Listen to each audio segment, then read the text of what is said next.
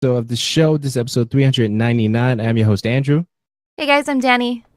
and this is your source for tech, gaming, and entertainment news. Head over to theshowradio.info. Once again, that's theshowradio.info. And check out our past shows while you're there. Subscribe and tell a friend about the show. If you're listening to the show for the first time, definitely check out our Discord so you know when we go live. Theshowradio.info/Discord.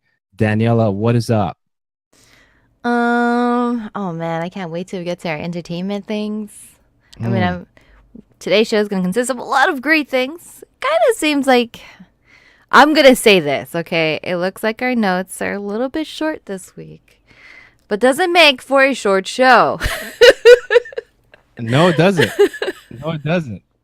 And I hope that it's at this point I'm just like it is what it is. Okay, I've come to I've come to accept the fact that it's going to be what it is no matter what. So we'll see a topic and be like, hey, this is cool, it's only going to be a couple of seconds, and we spend 15 minutes on it, and that's how that goes. So I'm good. So what's up with you? Oh man, I got to watch Avengers. Oh, I can't wait to get to that part. It's going to be spoiler free, so don't worry. I'm not going to ruin it for anybody. Word. So good. That's what I'm hearing. So good. That's what I'm hearing. That is exactly what I'm hearing. So yeah, there's a lot of different things in this particular episode. Definitely a T-Mobile merger with Sprint. We're going to talk a little bit about that. Ubuntu 18.04. I'm running that now. That's pretty new. The LTS, the long-term version, service version. So that's really good stuff. Backbeat Pro 600. We saw a little bit of that. Venom stuff, Avengers stuff. You got Bill Cosby stuff. Yeah, a lot of stuff. NPDs, Sega stuff, Nintendo, PlayStation sale, Xbox stuff, Discord and Xbox. That's interesting. Call of Duty stuff, Destiny, Detroit Become Human, and Shadow of the Tomb Raider. So in a nutshell, that is the show. It's a lot of stuff. Well, let's get started. Word. Yay! So first thing I definitely want to ask you, because you've been streaming longer, how do you prevent like mental exhaustion, like as it relates to stream? What are the things that you find yourself doing to make sure that you're healthy, you have a healthy balance between streaming and life, that kind of a thing? Give a quick shout out to Soul. Welcome to the chat. Welcome to the What's stream. up? Thanks for How do stopping I by. prevent that? See, that was actually a pretty good article, and when I read it, I actually do a lot of the things already myself without really thinking I do. It's always good to recognize when you're mentally exhausted, Okay. because there's always that difference between just being physically exhausted and mentally exhausted. Two completely things. Like you can feel like, oh, I got a good 8 hours of sleep, I'm ready to go, and you still like you're still exhausted to a point where you're not really like, I need to take a nap. It's because you're always thinking about how to be creative, how to change up your setup, and what new thing you can bring on. The fact that you're never turning your brain off and you're keeping going, that can be exhausting even physically in itself. And I learned how to just step away from that and just kind of just meditate. That is a huge Okay. thing, to be able to just separate yourself from everything that's going on, even if it's not just streaming. Just like Okay. work and life in general, is that so much can overwhelm you about, oh, paying your bills, doctor's appointments that you do, things you have to do for your kids, things you have to do around your house. It just almost never stops as an adult, but you always need to take that time for yourself and just this not necessarily shut down, but just shut all those things out. Even if Okay. it's just 5 minutes a day where you just let yourself sit in silence. Nothing is bothering you externally, and you can just focus on your physical being and just your breathing. That's like the first thing. If you can just sit there and just focus on your breathing, and that's it. Okay.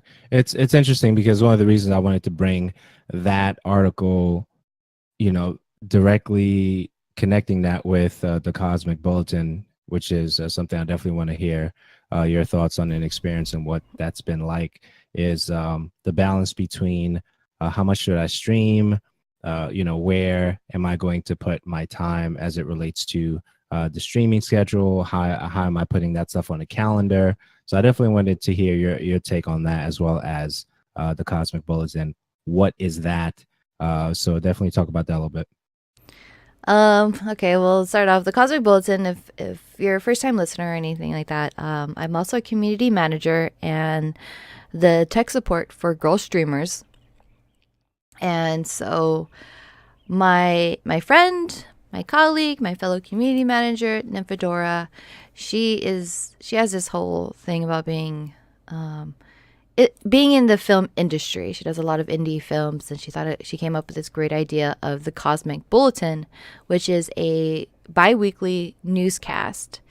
And it's about 30-minute show, 30-minute newscast that give you like little news bites, I think is the best way that I can explain it.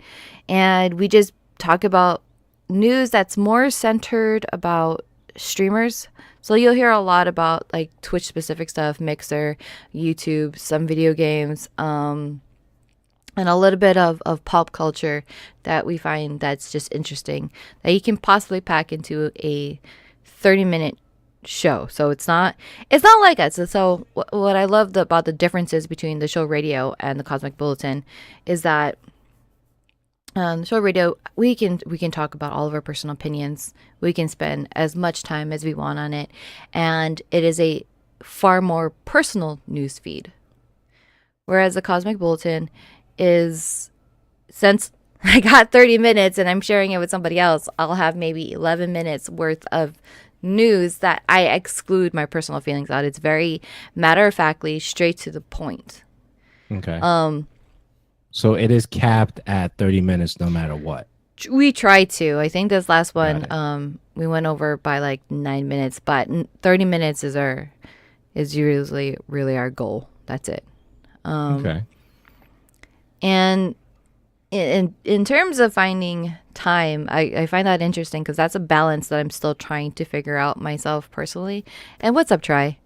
And Hundreds. What up, Try? Hundreds, what's up? Thanks for hanging out. That is a balance that is incredibly hard for me, and I think that goes for a lot of streamers, especially streamers that have families and have a full-time job. I think a lot of my regulars have noticed that I kind of cut back on my hours at least every other weekend because I have my son, and I was getting to a point where my personal streaming and everything was cutting into my family time. During the week, it's all business. Like, it's school, it's work, handle home. But I wasn't taking enough time to spend it with my son. He's going to be graduating high school in about just over 3 years. He doesn't fully know what he wants to do yet, but I know that it's not going to consist of him, staying home with me. So I got to enjoy these last 3 years that I have. And yeah, I will cut back on my personal streaming time.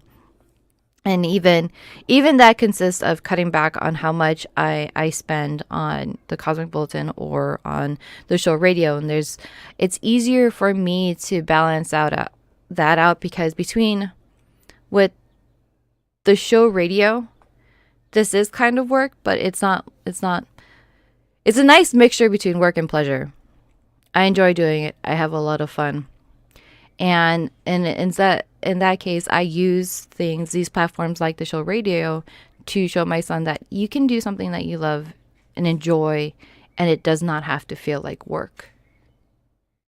It's absolutely, I love doing anything for the show radio and now the Cosmic Bulletin. Now the Cosmic Bulletin too. And I include him on those things actually. So I use this kind of as a bonding tool to show him, like, this is what I love to do. This is so much fun. I don't dread doing it. So I include him. So some of our bonding time does include this stuff and showing him what I do, what's happening. And sometimes, since he's a gamer himself and he loves pulp culture, it includes him. Like, and I get to have this platform to talk to him about things that are happening and his thoughts. And I think that's absolutely amazing. I mean, he kind of likes streaming, but he kind of doesn't. So he doesn't really actually like streaming with me. So that kind of excludes that extracurricular activity to do together. But I can't say that there's a perfect formula on how to balance all of those things out because I'm still trying to figure it out myself. Okay. So you have episode what, 4? Yeah, 5? 4. We just did 4. 4 yesterday. Okay. And do you believe that it will morph into something else as far as the way you guys deliver the news content on that platform? Um, Or I is there can't. I no don't. room I to like move can't around? picture that right now Okay. because only because we don't ever picture it doing it live.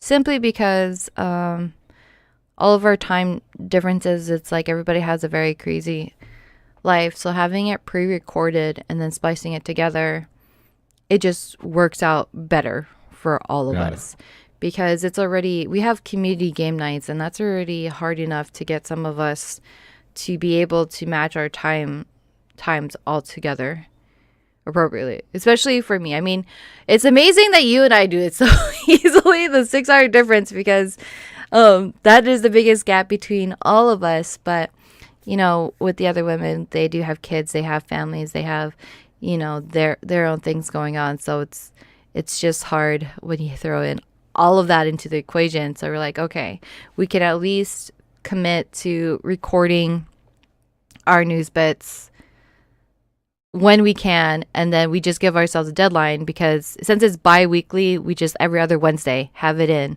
so that Navadora can work on just splicing the videos together and having it ready by Saturday. Okay. So do you feel comfortable bringing in the phone call between me and you as it relates to this Cosmic Bulletin thing?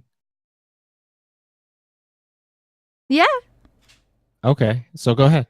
I'll let you, I had to think about the phone calls. Like, wait, which one? Yeah, Okay, that one. That one. Okay. Well, one second. Yeah. Solo says, I totally agree with the scheduling. Being someone that has a full-time job, being a parent, streaming, podcasting, and working on 2 sites, it is very tough. But all of it is my passion. Yeah. When it is your passion, it doesn't feel like work. You feel good doing it. It can be stressful, but it definitely is a very rewarding feeling. Okay, so before you get into the phone call, I think it's very important because of the context of time of the conversation, since it's not too many days removed, and we may never necessarily talk about it because we're documenting now more than ever. So that's why I asked if you were, you wouldn't mind talking about the phone call thing. But yeah, I don't mind. So I had this habit. I think I freaked out Andrew because I messaged him like Wednesday. Hey, you got time to talk? But he already went to bed, and you always have to remember that text doesn't have a tone, but somehow you always put a tone on the text. And it could be like, well, when I tried something new, which I thought was weird. It actually turned out kind of being fun. I actually just did my makeup for the Cosmic Bulletin, and Andrew was in there, and we were all talking. And then right after, I was just like, I just thought, I'm like, I didn't ask Andrew if it was okay. Like I felt bad that I didn't ask Andrew that it was okay if I did the Cosmic Bulletin, and I kind of wanted his blessing because I didn't know if does this fall under, conflict of interest? Is there, I felt like I was cheating on Andrew. Man, what are the odds? Jesus, what's going on here? And then it's there's other things I wanted to talk to him about too, but then I was thinking about that. It's like, oh no. But we ended up getting to talk, and that was a whole conversation. And you know what? I was already prepared that if it made Andrew feel a certain way, I was like, well, I don't have to do the Cosmic Bulletin. I get more. I do get more joy doing the show radio. Not that I don't get it out of doing the Cosmic Bulletin, but his his friendship, his opinion, everything matters to me so much. I was already prepared to like, well, if he doesn't feel like it, well then okay. I already have this whole spiel about why I'm not doing the Cosmic Bulletin, and I will feel okay. There's no ill feelings. I was just prepared for it, but I felt worse that I didn't actually get it. I didn't talk to you about it. I just kind of like dove right into it. I'm like, yeah, sure, I can do this parts. Because for my segments is, yeah, we talk about those, but since it's more centered to a very specific type of audience, mine also consists of like bringing little tips that a lot of new streamers don't really know about, and that I realize there's a lot of stuff that happens in Twitch, even though they tweet out all these things, they send out all these emails that a lot of people just don't bother to check, don't follow, or aren't on Twitter as much that they miss the news that's happening on the platform that they're using. So I bring that to the forefront. Hey, this is what we have. And I aim it towards just the women that are in our community. It's for anybody. It's not like I make it just for those women. I make it for anybody. But I just didn't think like in my head, like, I wonder how Andrew would feel about that. And I felt terrible. It's all good. So the other side of that conversation was I didn't mind. My only concern was if I felt that it would damage you in any way, shape, or form in terms of your personal brand, then I would say no to that. The other part of that conversation that I asked Daniela specifically is how much of that content is going to be repurposed on your actual Daniela YouTube channel, right? That's I think that's pretty much one of the things that was my concern, right? Because if we're going to stretch ourselves in different areas, different parts of the internet and collaboration, there has to be some benefit, and those things. So those are my concerns. The other thing also I wanted to share with you that I thought about later was if there's any news topics that you find on a episode that we do and you want to use that, just feel free to use that. So you don't need to ask or anything like that. So, but yeah, so that's pretty much what that was. That was a, rarely I call you. And when I do, it's usually something serious, right? So that's pretty much what happened with that. Just wanted to give you guys some insight on some of the things that happen behind the scenes because, hey, you guys need to know too. Not everything, but at least that. Not, the color of my underwear that I'm wearing today. You don't need to know. You don't need to know that. It's just interesting conversation. But so that's pretty much what happened with that. So I hope you guys enjoyed that conversation. A couple of things in technology that I did see as we move towards, and before I even jump into that, I'm looking forward to the Cosmic Bulletin and what you guys do there. So I'll be tuning in and checking that out. And what day is that? Is it a standard day? Yeah, it's every other Saturday. So our next one is, oh man, May 12th. 2 Saturdays. Very cool. Mother's Day weekend. Yes. Okay, fair enough. That's what's going on with that. Technology news: Ford is trimming down their car lineup. Google has a new way to find podcasts. That's a thing in terms of searching it, and then it links you to their Google Play Store, that kind of a thing. Any comments on those two things? Google, like I said before, along with Amazon, they're going to be our overlords. Thank you, Absolutely. Google. Absolutely. And I find it interesting that they're going that route and not necessarily an actual podcasting app for them. I know they did. Well, I shouldn't say they did. I think it's been in the store for a while. The Google Task app is coming back up because of the recent redesign of the Gmail thing. And I think there's a little, we'll talk about that a little bit later. But I find it interesting that they're going a search route, more voice than an actual app route. I think that's very interesting. So if you're doing anything as it relates to voice, or you're considering, more podcast stuff, definitely see if you can get yourself in the Alexas and those kind of platforms, because voice is not going away. And I know we're talking a lot about that stuff as of late. So that's what's going on with that. Any additional thoughts? Google's actually in this past couple weeks have made a lot of changes and upgrades. I'm actually looking forward to a lot of them. We're going to be talking about them a little bit later into the show, but I'm I'm happy. I'm happy about them. Good stuff. Yeah, definitely good stuff. So this, I would say 2 days ago, I upgraded from the Ubuntu 16.04 to the 18.04, and I think the numbers are the year and the month. So 16.04 is that, 18.04 is where we are now. So this is the long-term support version, and it's running flawlessly. I made a mistake, but I was still able to back up all my stuff before transferring to this new Ubuntu. Everything works. OBS is on here, which I'm recording in the background, just giving you some additional context. Got my Google browser. Brave is installed. Firefox is here. Audacity is on, but it's not running. We're here talking, which is good times. And Discord is on, right, which is working perfectly. So all the stuff that I need on the web aspect of things work. I had in the previous installation, the 1604, I had the writer and the Excel sheet, the LibreOffice, I think it's called. I had that on the previous one, but this time I decided to do more cloud-based stuff. So everything that had backed up, I'm going to try to either delete it or back it up into a cloud service that I could just access it that way. So just in case I decide to just one day wipe the machine, I could just put everything back by just logging into the cloud services. Any comments on that? No, I'm Nothing there. Ubuntu noob over here.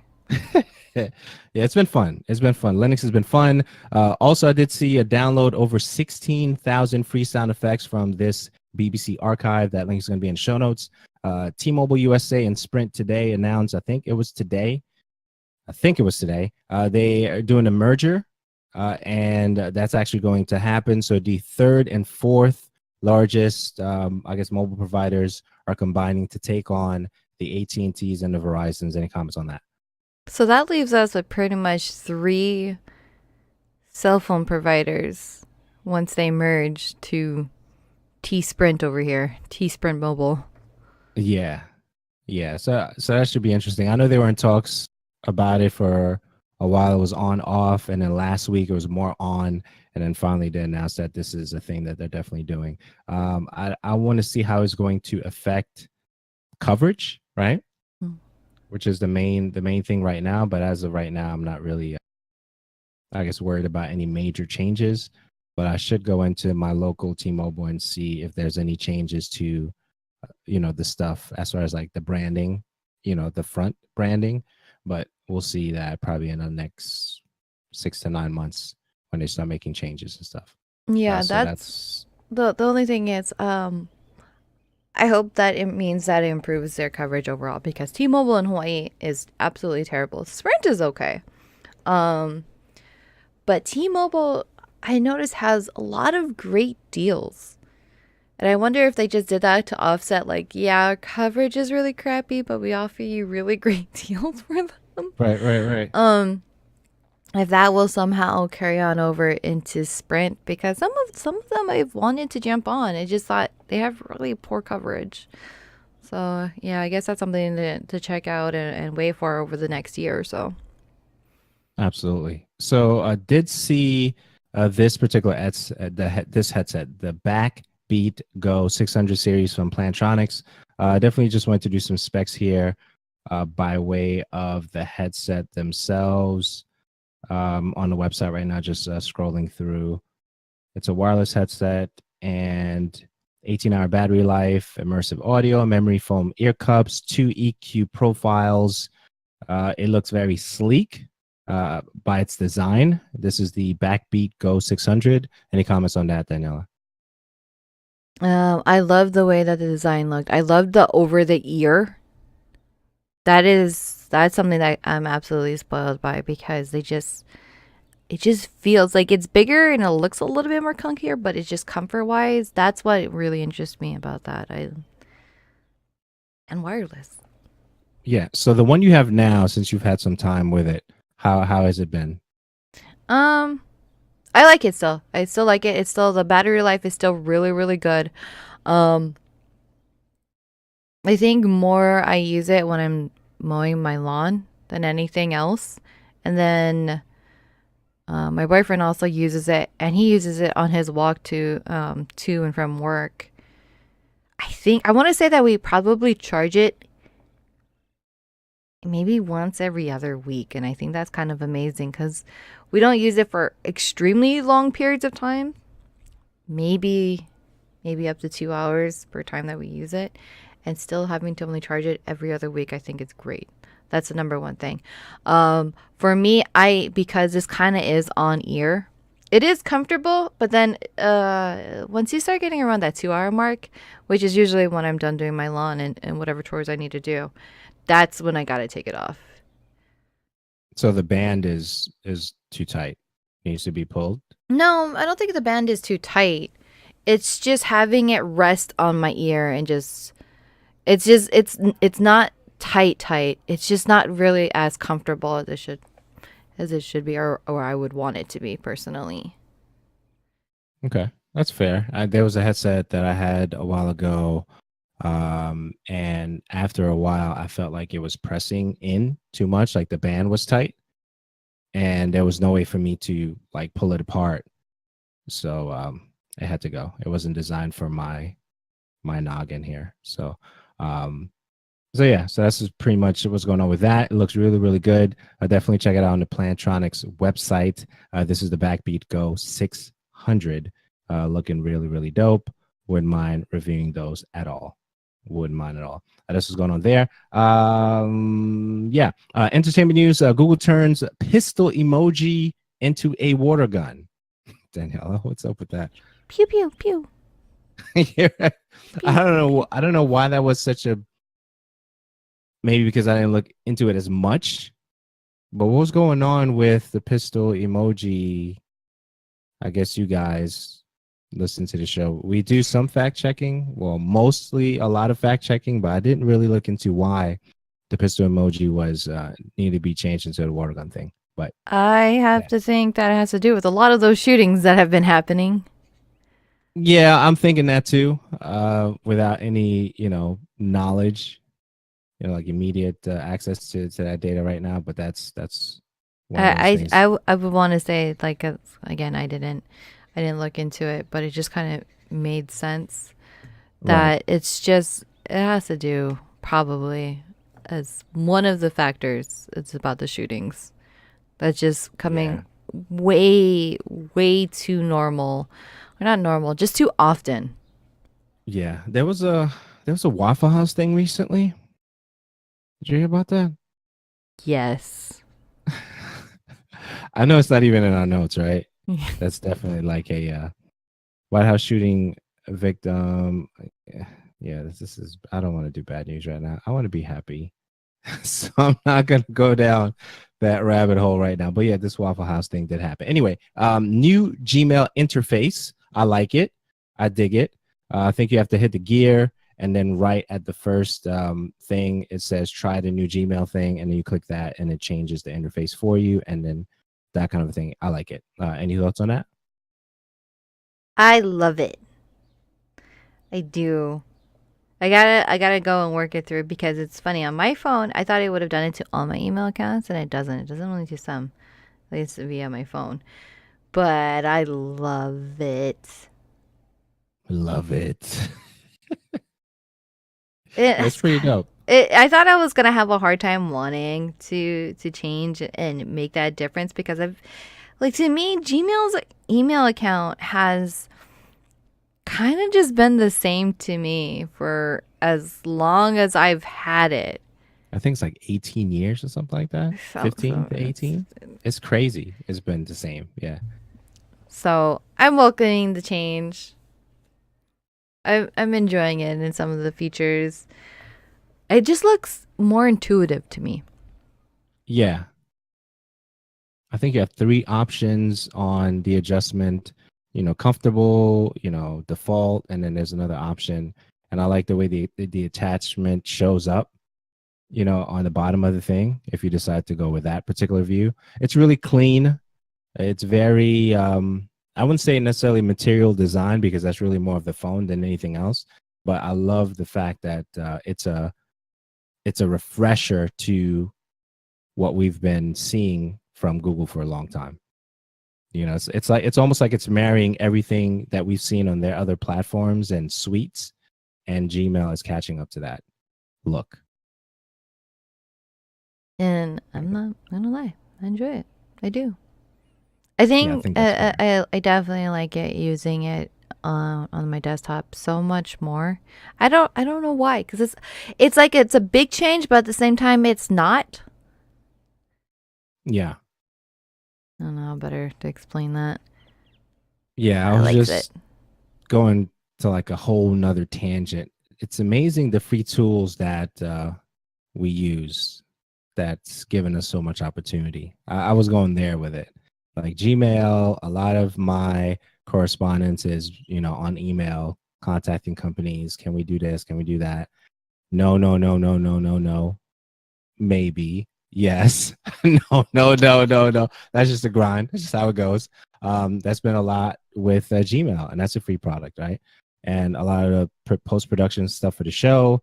Um, most of the tools that we use are free, and the return has been crazy. So, and the point, what's the point? Well, the point is that I know I continually hear a lot of people buy expensive equipment and believing that the expensive equipment is what's going to give them the opportunities, and that's really not the case. So between the tools and the software that we have that are free and the access that we have from some of the things that we use today is just ridiculous because the opportunity is there.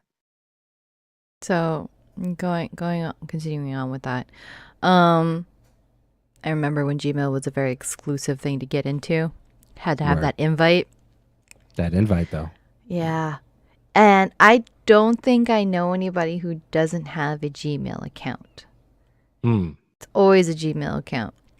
But there's this company that's locally on island, and they have like an ad that plays on the radio. They use an AOL email account. Seriously. Yeah, and I'm just AOL, that's like like what? ancient. What? I Wow. don't want to do business with you if you can't even step up with me to use Gmail. Who's They using love that AOL? AOL. They love Like, that AOL. They kept it. That's yeah, it's crazy. like I can't with you right now. Like, I That just is want to insane. email you to tell you, come over to to the better Come over to side. Here's a Gmail account. Look, I dude, set it up for you. AOL is so old. You know what? I think I may know some people who are still rocking the AOL. I don't know how often they use it, but that may be a possibility. I might not. I don't want to blow anybody's spot up right now because I'm sure it's everywhere. So that would be pretty bad. So I'm not doing that. I'm really careful with my words these days. I don't know what's going on, Daniela. Something's happening with me. I'm really careful what I'm saying on these days. More than ever. More than ever. And that's a good thing. That's a good thing. So that's what's going on with that. Okay, so I miss Initial D, which is one of my favorite car enthusiast type anime. Mm-hmm. I'm sure there are other ones that I'm not aware of, obviously. But Fast and Furious animated TV series is coming to Netflix. I'm excited about that. See what they're going to do with that. Daniela, what's up?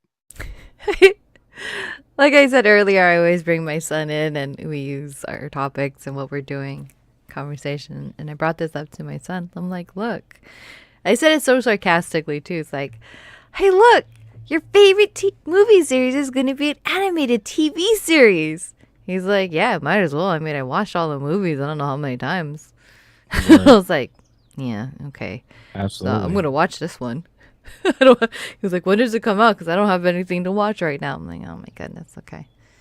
I don't even know you. Yeah, I'm actually happy that they're doing that because I miss Initial D. That was my jam. That was my jam, and I'm looking for it. I don't know where the best place to watch it right now, so I gotta look into that a little bit more because that's one of my favorite jams when it comes to car stuff.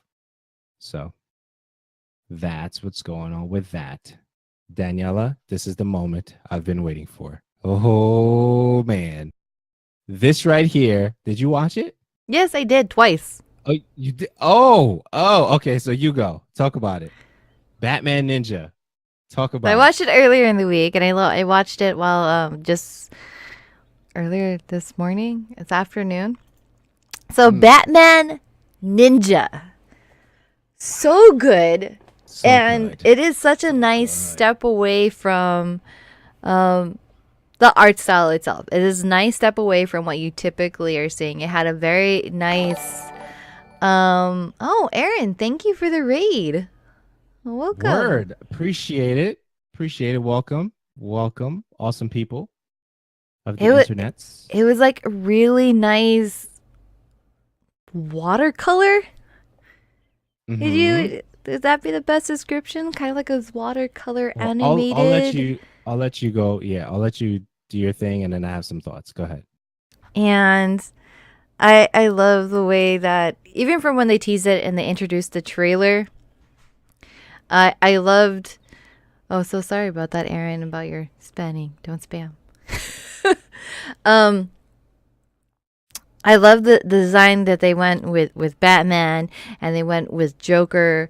I thought I thought it was crazy the storyline that they went with and how you just have all of these feudal Japan somewhat reimagined characters because I loosely say reimagined because it's not like they took the concept of these bad guys of Joker of Two-Face, but they Right. brought them back into time and they just reacquainted themselves and to fit in into this time era of feudal Japan. Right. Right. Right. So I thought that was cool. And like even just the little things about how they introduced them, just like when they showed the different provinces that each of them took over and you saw Two-Face and like the font that they used. Yes. I Yes. I love that. And then the only thing that I'm not sure I quite liked is how Harley looked in this movie.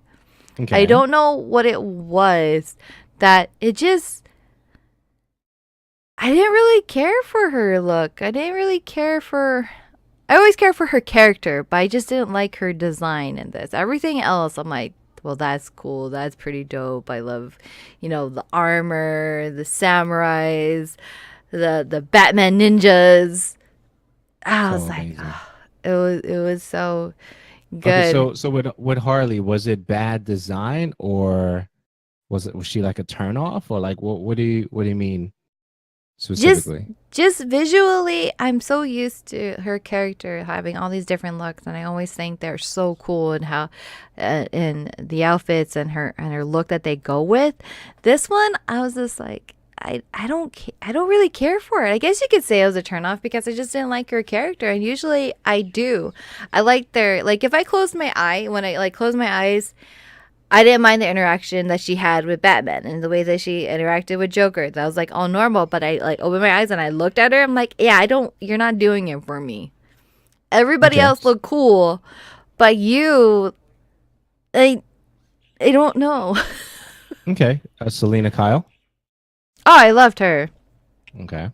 I thought all of them. I didn't have a problem with any of the characters, and my favorite part where was the the robots. The robots were dope. Like the robots. Okay, so it took me back to like a Voltron type Go Power Rangers slash Transformer. It was a mishmash of those things, and it was done really, really well. It was done really, really well. But yeah, so definitely no spoilers.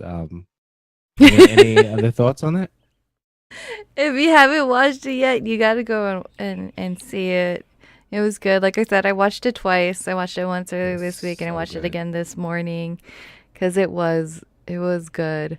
Um, I think I don't know. Is it a spoiler? I loved the vehicles, Vehicles were dope. and on top of that, the storyline was so it was a little bit over the top. I mean, they explain how it all happened and going back in time, but I just like that must have been a really good month for Gotham It was really because good. who who was there? It was really good. It was really good. The way they put everything together. If you have not seen Batman Ninja, definitely check that out. It was really, really amazing. So that's what's going on with that. Wonder Woman 2 director Patty Jenkins confirmed a long-standing rumor recently that the DC movie sequel will be set in the 1980s. Do you thoughts on that? I find that interesting.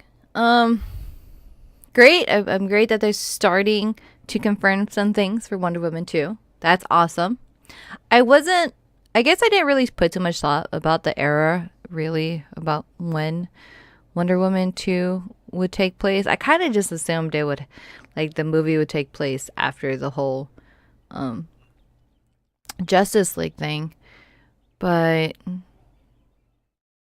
I think that in the article there was mentioning something about, I can't remember the actor's name or the character's name, her love interest um coming back, and I'm just like, but he died. Yeah, he really died. He died. How would he So come back? Who would bring him back though? Who has the ability to bring characters back? I don't know, the Lazarus. I don't know. I don't think that could fall into that time. Well, maybe it could. I have no clue. I don't. Right. But I find that interesting, and there's a possibility of that happening. But I just kind of curious. I guess I can't wrap my head around it. Word. But I'm gonna assume that this is gonna have a pretty dope soundtrack to it because it's the '80s. A lot of great things happened Absolutely. in the '80s. Absolutely. So the soundtrack for Guardians of the Galaxy type soundtrack. Oh no, not necessarily. Okay. Maybe some songs. I don't think Okay. it would be. I don't think I can't picture Wonder Woman's entire soundtrack to just consist of like Run DMC or something. Yeah. Right. That'd be really, really awesome. Actually, that's pretty dope. All right. So that happened with the Wonder Woman 2 stuff. Okay. Venom trailer. Hmm. So I watched the Venom trailer when it first came available, I like how you put that. and I like how you put that. When it first came available. That's really I good. did. And then I also saw it. It was also one of the trailers that played for the Avengers, Right. and I am not feeling it at all. I'm not. Really? Yeah, really. Is it okay? So I don't want to. I don't want to make assumptions. Why aren't you feeling it? So, to my understanding, they're not going to tie Spider-Man into this film at all. How do you have a Venom film without Spider-Man? At some reference to Spider-Man. Okay. Wouldn't it be too soon? Okay, so I'll play the other side. If they did decide to put Spider-Man later on in another film, wouldn't it be great to do quote unquote origin story for Eddie Brock and then move on to other movies where they would add his common enemies, I guess? I guess yeah, but to my understanding, this doesn't even tie into the Marvel universe at all. So it's gonna like as far as what I mean by Marvel universe, it's not going to be tied into any of the Avengers films or Captain America or that Spider Man. So yeah, it's fine to have an origin story, but you're gonna have what a series, a trilogy of Venom, and not have Spider Man in any of them. Which, to my Right. understanding, I'm not like super well versed in Marvel comics, but isn't that how Venom decided to choose some of its elements of how it transformed based off of Spider-Man's suit. Hmm. I'll leave that for the professional canon people. I'll leave it for them because anything I speak would be considered blasphemy. I love his suit. Okay. I love the fact that he looks like Venom of the comics. I don't know if he's going to be angry Venom the whole movie with who is he? Who's his enemy in the film? The humans? Yeah, and Himself? I guess the people who brought the symbiotes to this area and is experimenting and they're trying to shut him down. Right. So I think that is his enemy, and if I really don't know how to feel about it because yes, his suit and everything, his transformation looks super cool. I like Super that. cool. I might lose it if Carnage is like if they end it with Carnage somehow. Oh man. But Yeah. I just can't jump on board of it with it not having Spider-Man at some point or in Okay. some reference. I just don't see it. That's fair. That's fair. So if they do like a film 2 and then Spider-Man shows up on the scene and then they, go at it for a little bit and then so a second film that includes Spider-Man, you'd be okay with that. Yeah, it'd be great if it's the Andrew Garfield too. Okay. That's fair. I mean, that's fair. That's fair. But overall, you didn't like it because the fact that Spider-Man wasn't in it. So if we take that element out of it, then what did you think of the trailer from that lens? Mm, I liked it. It looked cool. Okay, that's fair. But if I didn't know any better, and I didn't know that that Spider-Man and Venom had like this long history, and I just like I'm my first time being introduced to Venom, I would just think this is a space alien movie. Right. That's it. That's Nothing. completely fair. That's That's all. I completely wouldn't. fair. I wouldn't ever picture it or ever think anything more of it. Okay, so while we're still on the Marvel stuff, there's this movie that's out now called Avengers: Infinity War. I don't Daniela, know what you're what's going talking on with about. that movie? You have no idea what I'm I talking have no about? idea what you're talking about. I think it came out sometime this past week, maybe. Maybe. And people I are making a lot of think. noise about it. A lot of noise. I'm hearing RIP Captain America. I don't know why people are saying that. I haven't seen the movie. I plan to. That it depends on where I see it, right? That time gap could be at the theater or at home. We'll see. But I need the scoops, Daniela. I need you to give me the scoops on this movie. Oh man. Okay, so yes, I did watch it, and I watched it under the best circumstances ever. Okay, tell me about it. What happened? If you ever have a friend or you can date somebody that works at a movie theater, you should go and be really good friends with them or date them because movie theaters gotta go and test out their films before it Wow. debuts. So they gotta watch the whole thing. Wow. Empty theater is awesome. Nice. But okay, so going on the film, it was really good. This is going to be completely 100% spoiler free. I will not ruin this for anybody, so don't be afraid. Um I absolutely loved it from start to finish. I think it clocks in at around 2.5 hours, just over 2.5 hours. It Okay. did not feel like that at all. It literally felt like maybe we're in there for maybe 45 minutes. Wow. The action and the pacing was really, really spot on. Usually in the previous Marvel films, I feel like they have this history of either it's super jam packed with a lot of action that's going on, or a lot of dead time. That's Right. kind of boring. This one was a really nice balance period, and I loved it. Um, Okay. So this is a strange question, but I'm going to ask anyway. What made it good compared to the other films? What was that element of it? For me, it was a really good emotional roller coaster.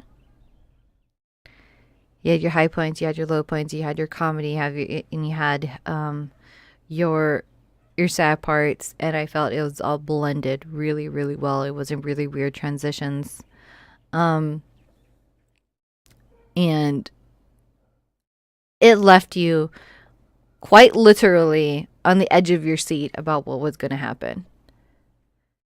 Okay. So that was for me. If I had it, okay, the TLDR about this, if you don't want to listen to the whole thing, you want to skip ahead. Um, of the Avenger films itself, my favorite. This is my favorite. Why? Because the other ones I thought were really boring. Okay, but why? I can't say because it's going to be spoilers. Okay, without spoiling it though. I can't. I don't know how to do that without spoiling it. Okay, fair enough. I don't know. It's like I feel like I have to leave out a lot of information. I can tell you who and why, but then that spoils those who's. And I don't want to ruin that for anybody. But the Okay. other, compared to Did the other Avenger films itself, I thought they were really okay. boring. I thought their storyline and how it was written, it was just, it bored me. There Okay. was I nothing have a really super question. exciting. What's up? Did anybody live? Yes. Okay. That's fair. Why did you wait so long to answer that? Because I'm pretty sure they feel dead inside. Mm, okay. Interesting. So overall, is it 8 out of 10, 9 out of 10? What would you give it? I give it a 9. I give it a 9, Okay. and I think this can go without spoiling it. And my biggest problem with the entire movies was Thanos. I did not like when they first introduced him. Not first introduced him. When they started doing the trailers for Infinity War and they showed Thanos, I did not like him. I didn't like the way he Okay. looked. It looked so weird and so bizarre to me. And even the Wrinkly. rest of the internet made memes off of him. They even made there's like a meme of him looking like a purple Homer Simpson with a donut. But they make memes of everybody though. That should be But they were surprising. true because Thanos looked so weird. He Yeah. did. He looked so Mhm. weird and bizarre. And then when they teased him before, I'm like, oh, he looks sick. And then all of a sudden, I'm like, what happened to you? What happened? And I thought when I finally watched it, that he would grow on me. And that I would Okay. think that his character's design and the route that they went, I'd be okay with. Okay. No, I still don't like the way he looks. Still don't like the way he looks. Okay, so this is probably be completely out of left field. But did you watch any of the campaign for Destiny 2 at all? No. Okay, do you know like the main villain, the Dominus Yeah. Gull, that guy? Yeah. Okay. Is Thanos anything like him, or is he like anything like Thanos, or vice versa? I don't know. It's not like I Okay. know Dominus that well enough. Yeah. He was looking for what not acceptance. What's that word? Validation, right? But he was looking at it from the greatest source, which was, the white globe. I can't think of the name of it right now. Why can't I think of the name of that thing? It floats above the tower now in Destiny 2. But yeah, I'm I can definitely say that the greatest difference between those two is that Thanos is definitely a better warrior because that last fight with that Dominus mm, Gall guy or whatever, I thought was really weak in Destiny. I was like, really? That was your fight? This whole yeah. campaign led up to this fight with you, and that was super lame. I'm so disappointed. But Thanos's fight scenes and everything were just spectacular.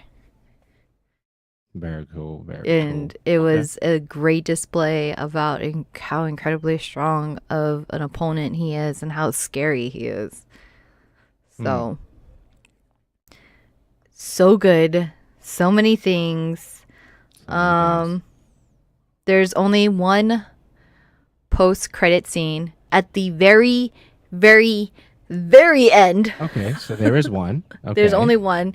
I was expecting two, but there's only one. And I don't know. I guess that's actually kind of a spoiler. I was gonna mention it, but then I don't Is know. it though? Like, don't most of these films have that now? At least one? Yeah, they are, and it. I don't know. I don't know if people want to be. Obviously, it says that Informed? that yeah.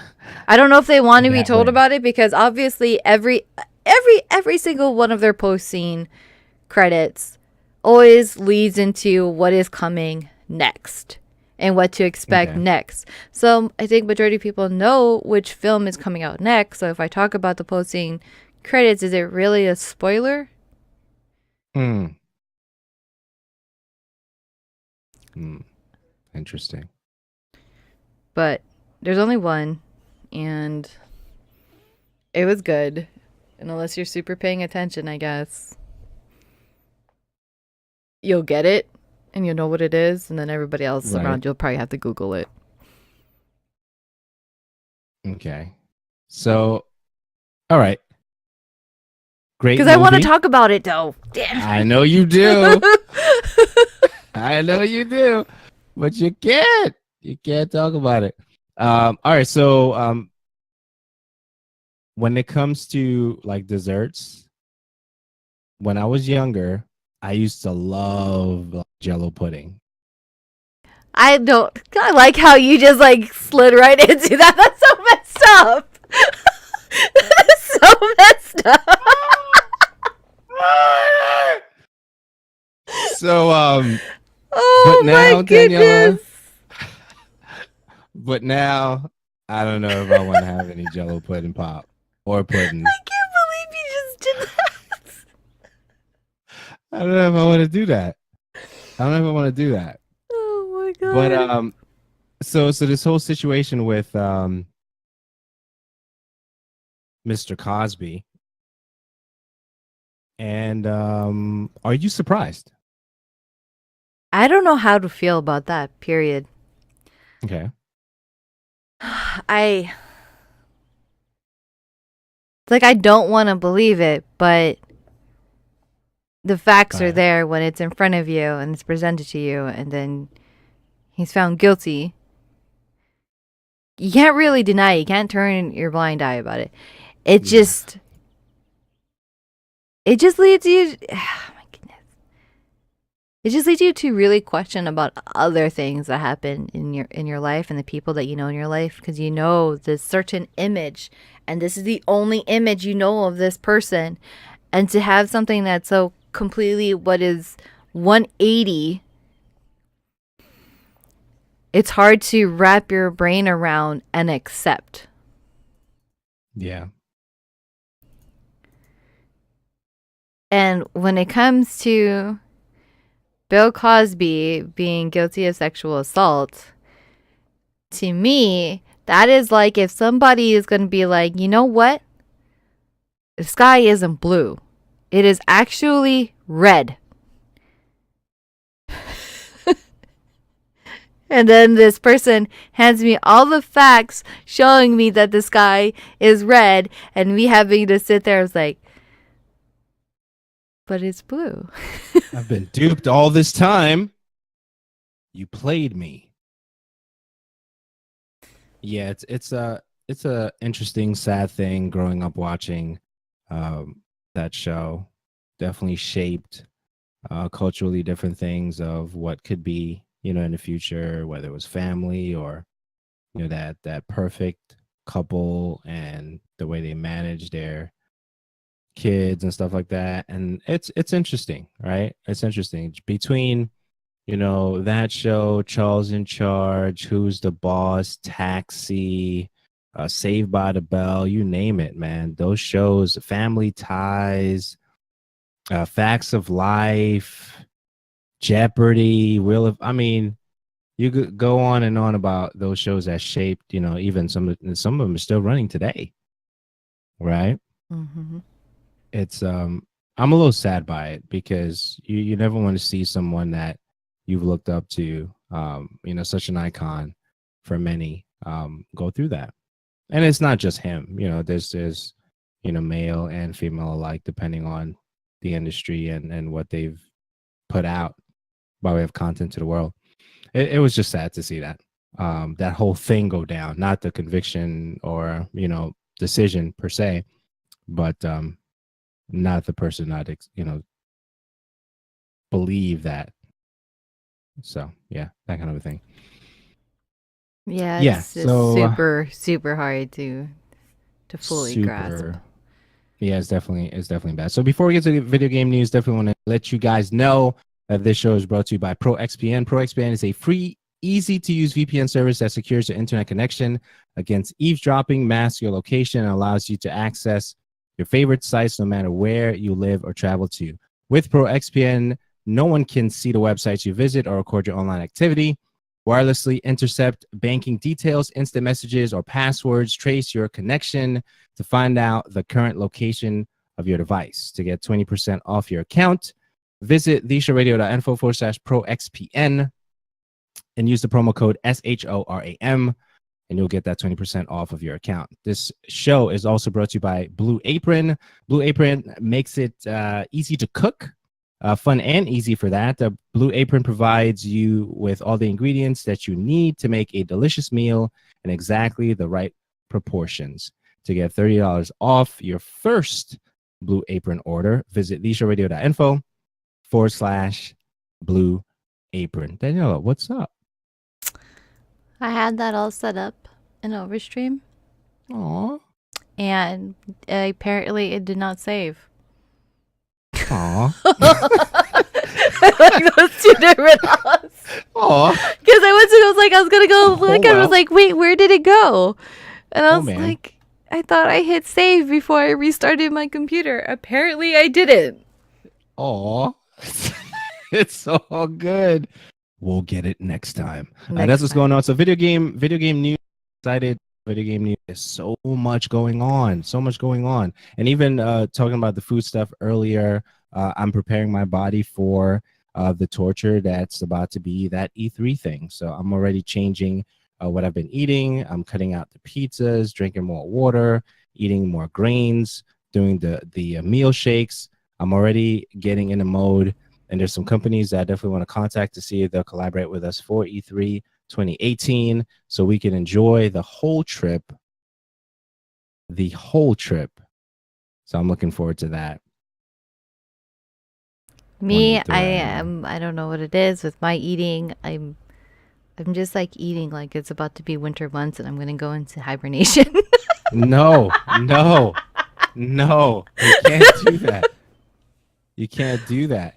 Simply because you already know we're not gonna sleep. That's not happening. There's going to be some late night conversations, either downstairs at a hotel or something like that. Some chop it up sessions that's going to go well into like 2-3 o'clock in the morning. So I'm already preparing for that. Vitamins, electrolytes, you name it. I'm ready to have that stuff. So exciting stuff.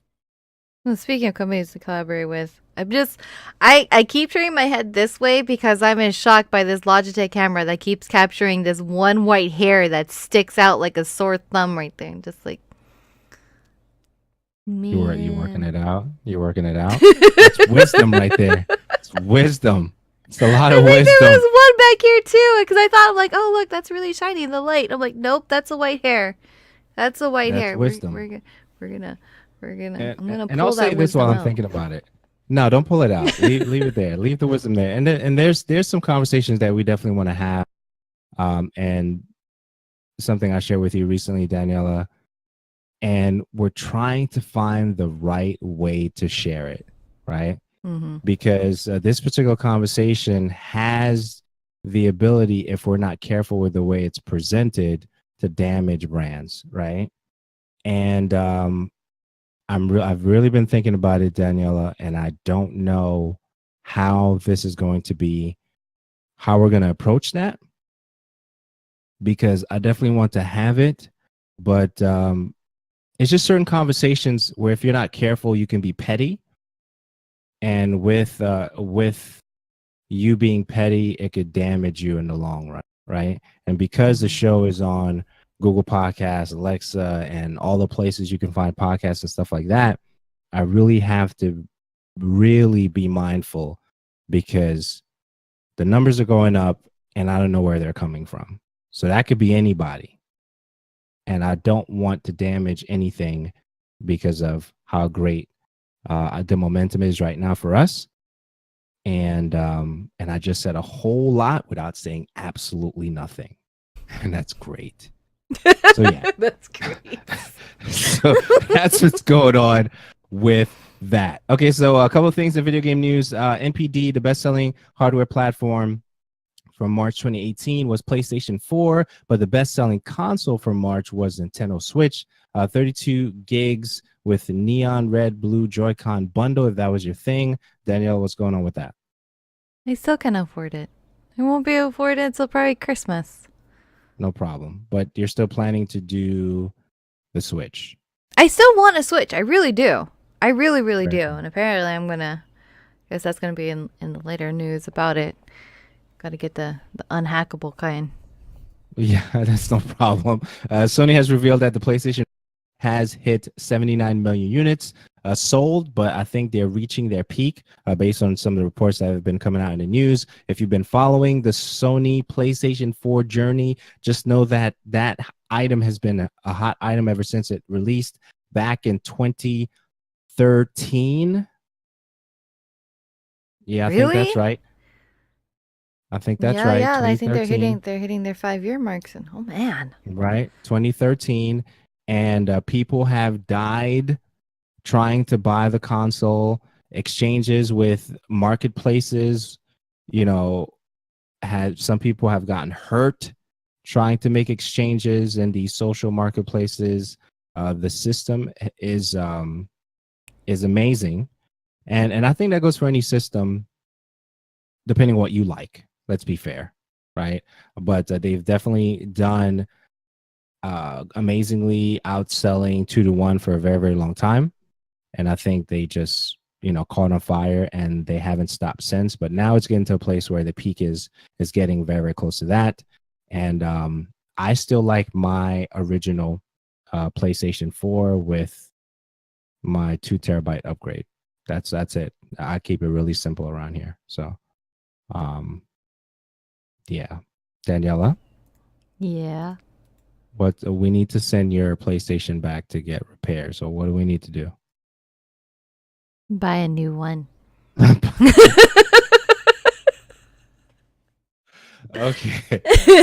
So so there's no hope for the one that you have. No, I'm just gonna buy a new one. I'm gonna treat myself. That's my solution. Don't take this away from me. I already justified this in my head. I'm gonna treat myself. Don't let You're gonna treat logic yourself. come. Don't let logic come into my head here.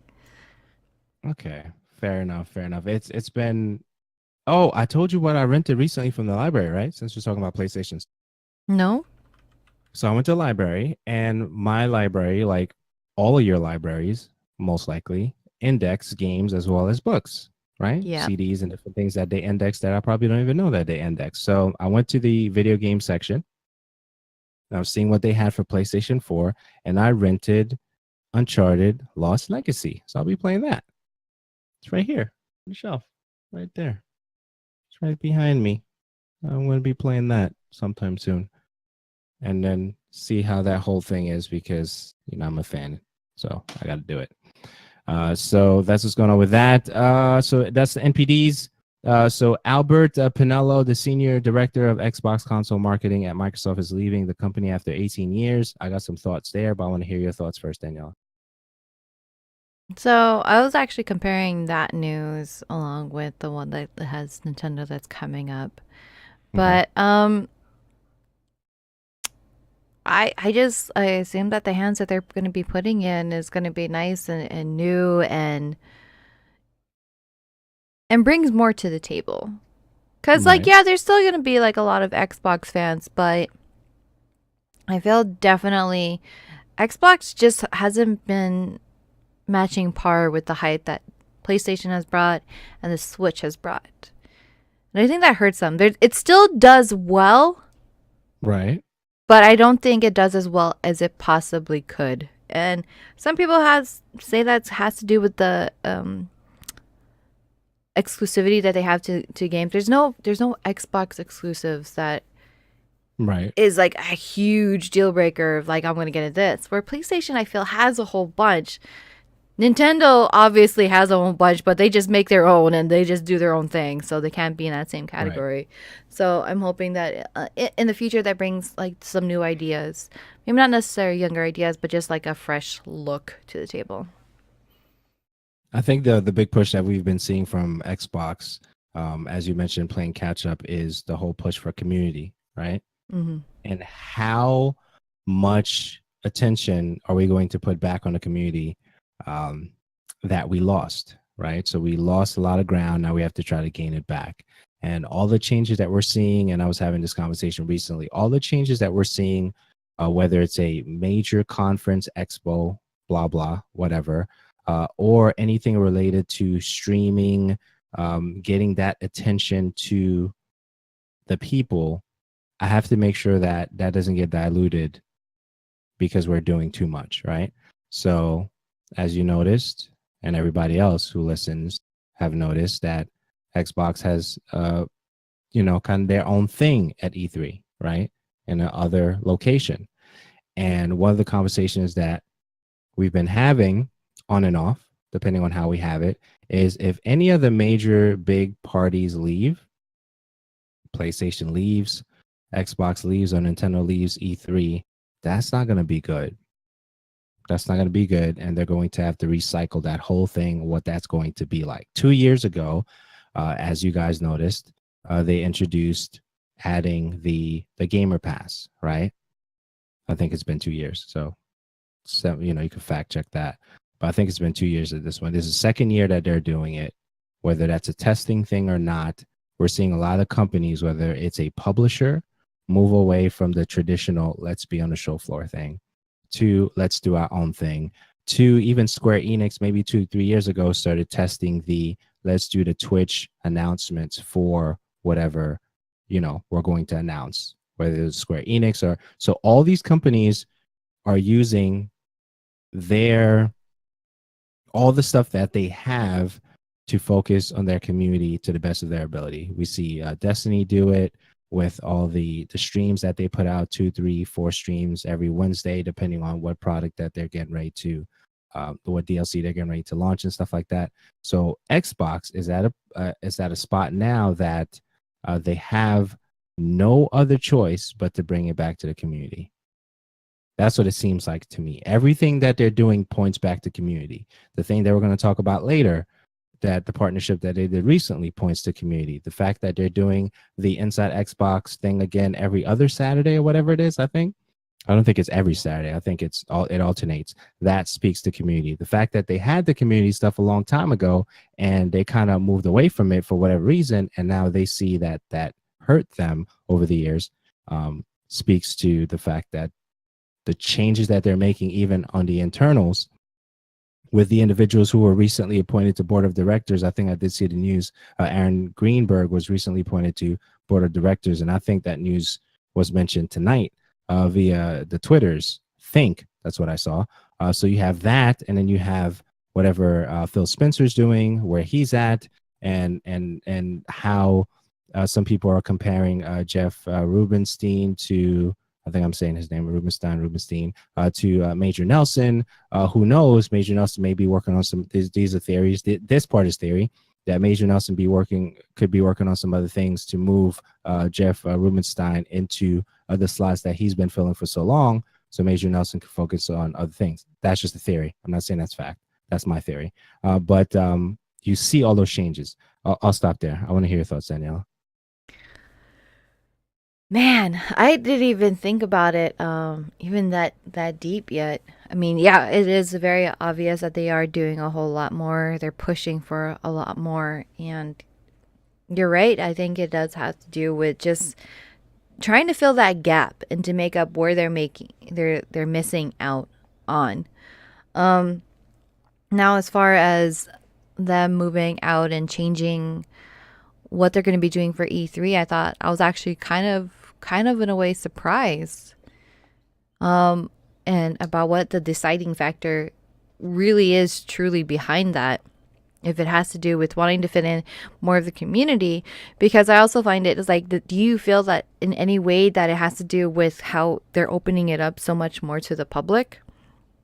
That they're just this overcrowding that's happening over there because, like, last year E3, that was just absolute madness and craziness, and it was just so jam packed that how can you have so much attention on your product and your company when just people are just trying to get from point A to point B without fighting their way through, but having Right. their own venue, their own location, doing their own thing, you'll Yeah, have those customers you're that is just completely focused on right. there. You're completely right about that because we had to walk through that and it was a nightmare. And it was hard, even if we wanted to just kind of stop and take in what was happening at different booths and talk to different people. That was almost near impossible because you have people that are trying to walk behind you, to the side of you, in front of you, hitting you, knocking you over. That you just gotta move. Yeah, So how much more is that going it to was help really them bad. to have their own venue, to have their own thing, so that anybody that wants to be there is just specifically there for them? Right. So now setting up the way they have it set up now, it's pure red carpet treatment for whoever is showing up at the venue that they're having their thing. I think it's perfectly set up for that. So whatever company decides to do an off-site thing away from that venue, they're going to save money, most likely, because they're not directly on the show floor. And they can do any kind of special treatment, gatherings, talk shop with whoever shows up, with the people who are going to be looking at their product. It's a perfect setup for them. Kind of crazy, kind of interesting. And because of this, I want to know what happens in the years going forward. Is E3 just Yeah. going to turn into this like, we're just separated? Yeah, I think one of the things that I'm really trying to pay attention to right now also is putting Google alerts for these major companies, the Sonys, the Xboxes, and the Nintendos. And I say that way because when I click on that Google alert or that tab for the news, it shows me whatever's trending for that company, typically with all the news outlets. And it's pretty much almost always, as of late, the news that I've been hearing about are community type news. Because if you do not have my attention, then what do you have? Because that's what we're fighting for. And I was talking to somebody recently. They were like, "Yeah, I want to be on this platform." Or I was listening to something and then talking to somebody, and going about the you can't build your house on rented land. But what if the rented land has the attention? Then what? You're not going to do anything there, It doesn't make right? sense to not to.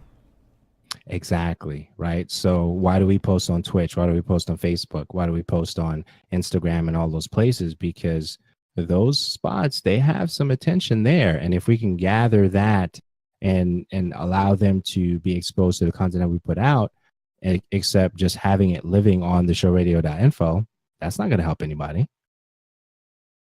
So that's what's up. That's what's up, Daniela. That's what's up. Okay. Anything else on that? No. Okay, cool. Sega has revealed that Sonic Mania. What are they getting? They're selling. They sold over 1 million copies. That happened with them. Super Mario Odyssey passes 10 million. Any comments on those two things? 10 million. That's just 10 crazy. million. It's crazy. Super Crazy crazy. stuff. Yeah, so you have that, and you also have Nintendo's in search for a new president. So there's conversation surrounding that. Leadership is changing all around. So that's a thing. And then we saw that the Nintendo Switch was recently hacked, and there's nothing that Nintendo can do about it. Anything on that? Okay, let's just cover them both then. So their new president. I wanted to talk about a little bit more about this, and I thought it was so interesting reading this article because I gotta go and look how old they actually said he was, because he said he was young. My goodness. Was he 76? What's young to them? Okay, so as you all know, the company president, which is more of an interim president, was Tatsumi Kimishima. It's a new era So for he- Nintendo oh my and that goodness. lovable character and overall. Man, this website, please mute yourself. I don't want to hear you. So he stepped down, and everybody thought he was going to continue on. He was going to fulfill his space and live it out. And so they handed it down to Shintaro Furukawa, who is, they labeled young, 46 years old. I'm not saying that 46 is old, okay? I'm not. But it's very interesting about the mindset in different countries about what's young and what's old. Because Right. if you would have said that somebody took over some company, like in the US, and they were young, you would hear 20, maybe early 30s, 30 under 30. and that's young. And that'd be a Right. huge shocker thing here. And here they are. It's like 46 years old. And I'm just thinking, well, he's Asian. He's going to live to like 100. Right. So if you go by that timeline, okay, yeah, he's young. He's only lived less than half his life.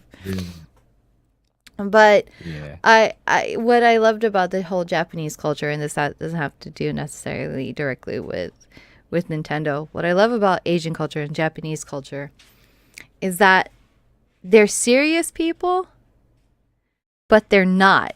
They know how to have fun. They know how to enjoy themselves, and they know how to talk business.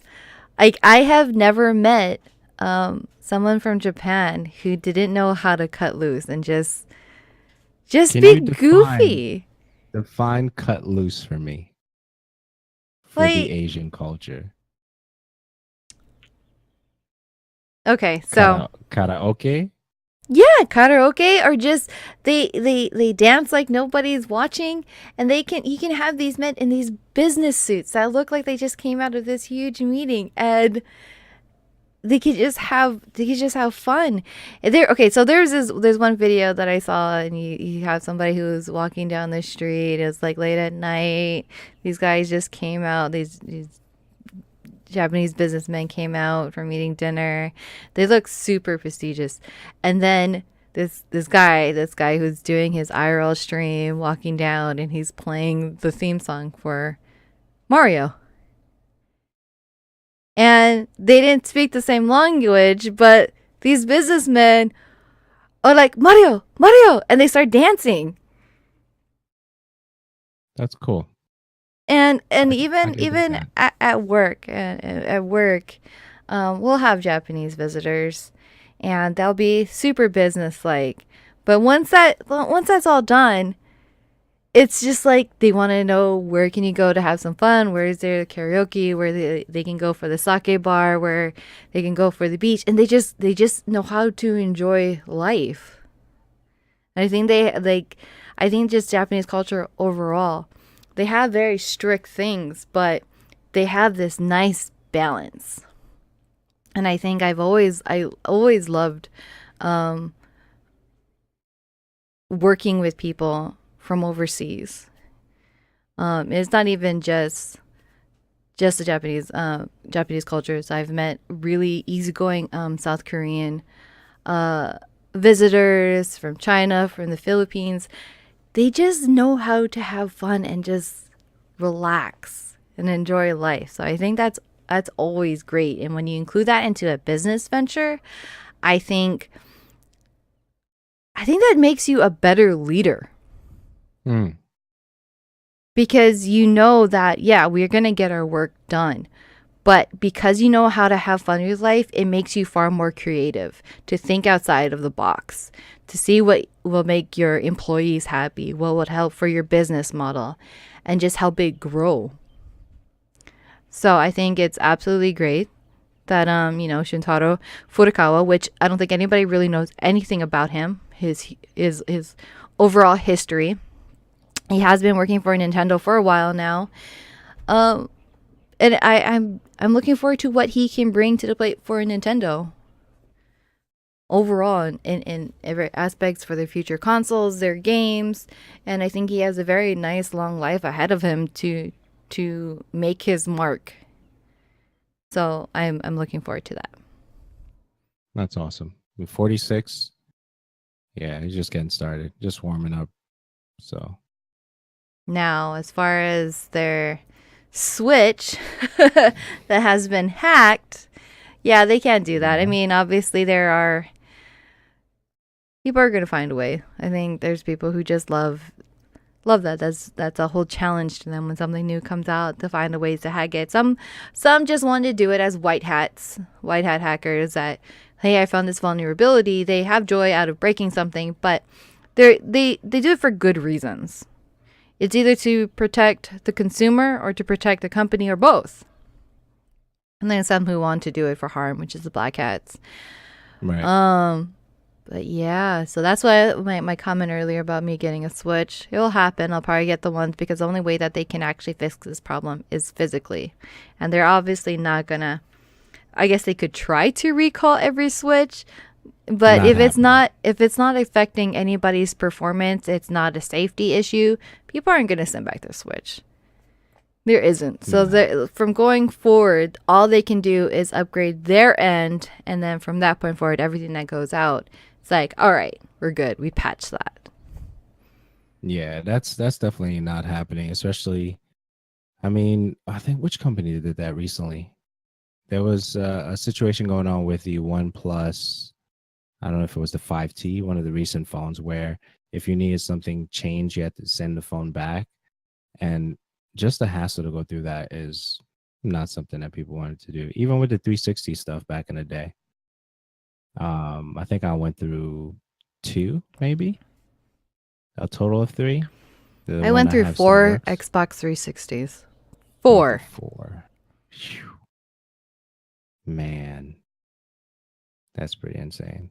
So yeah, so that whole thing, I don't think that's happening. Nintendo Switch running Ubuntu. I did see that video. That was pretty dope, and it ran pretty well, pretty good. I really was really enjoying that. So that's what's going on with that. Paladin Strike mobile game. That's a thing. Rockstar has announced a new premium online edition of GTA 5, which is Daniela's favorite game. Why don't they just let it die? Because it makes money. It prints. It prints money. Let it go. They have a DLC like some Fifth Element type cars coming to it. Some racing pack that's coming to it really soon. It looks like Fifth Element cars. They're not gonna let it go. That thing is printing cash. It's not happening. It's as old as my PlayStation. Oh my god, they're just juicing it. But I mean, I can complain all they want. There's obviously so many people still playing it. So in the premium online edition, be available Steam, Xbox One, PS4, and what does it include? Includes the full GTA 5 package, including a single-player game and a fully updated GTA Online, and a Criminal Enterprise Starter Pack bonus. So the pack, obviously is aimed to bring new players into the game, and it will include weapons, properties, and vehicles, as well as $1 million of in-game currency for a total of $10 million of in-game item value. Gotta love that. So once GTA 6 then. Telling you, there's some stuff right now. So I'm looking at this the next thing that we have on our list here, which deals with PlayStation deals, and they also have the Xbox with Gold stuff, which we'll talk about that. But there is some cool titles on the list. There's some cool titles, and I'm looking at it right now. The PS3 ones, include Capcom vs SNK, Darkstalkers, that's $3.99. Disgaea, that's $4.99. That's on the PlayStation 3 side. If I just go to PlayStation 4, one of the collections that I did see for PlayStation 4 included the Mega Man collection, which was like $5.99, which I'm really considering, like highly considering.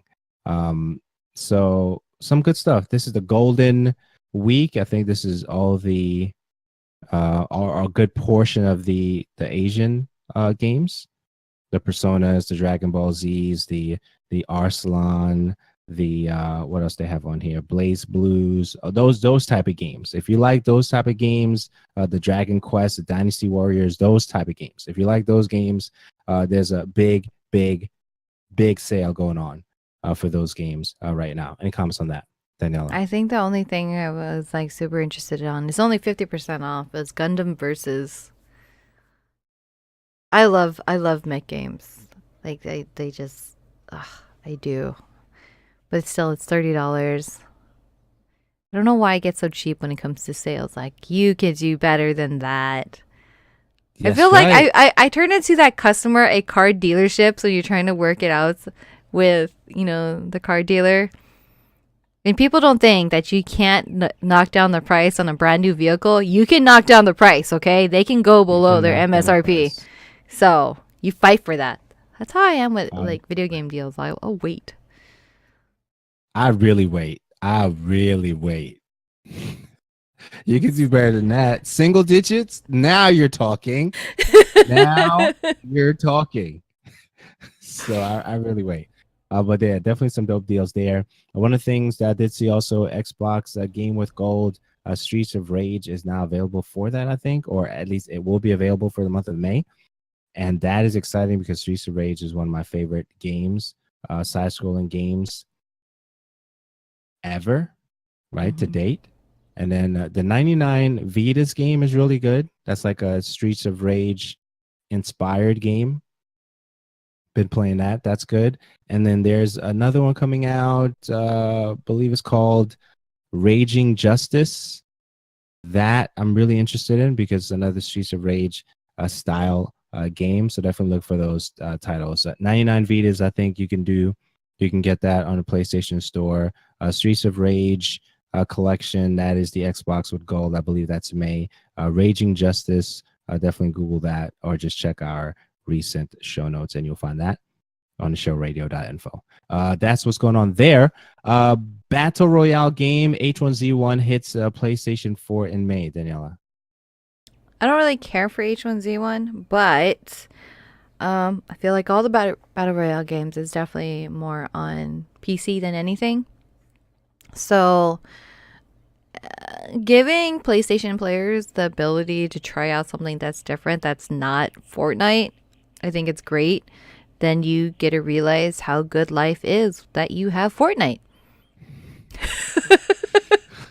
Life is good. That's funny. That's really funny. So I really like how you put that. That was funny. The PlayStation games for the month of May. There's some good stuff in there. I think there's only one good thing, at least for me, that I saw that was really great. So the PlayStation games for May, Beyond Two Souls, I thought was a great game. Might have to go back and revisit this. It was a lot of fun. Rayman, you're not feeling that?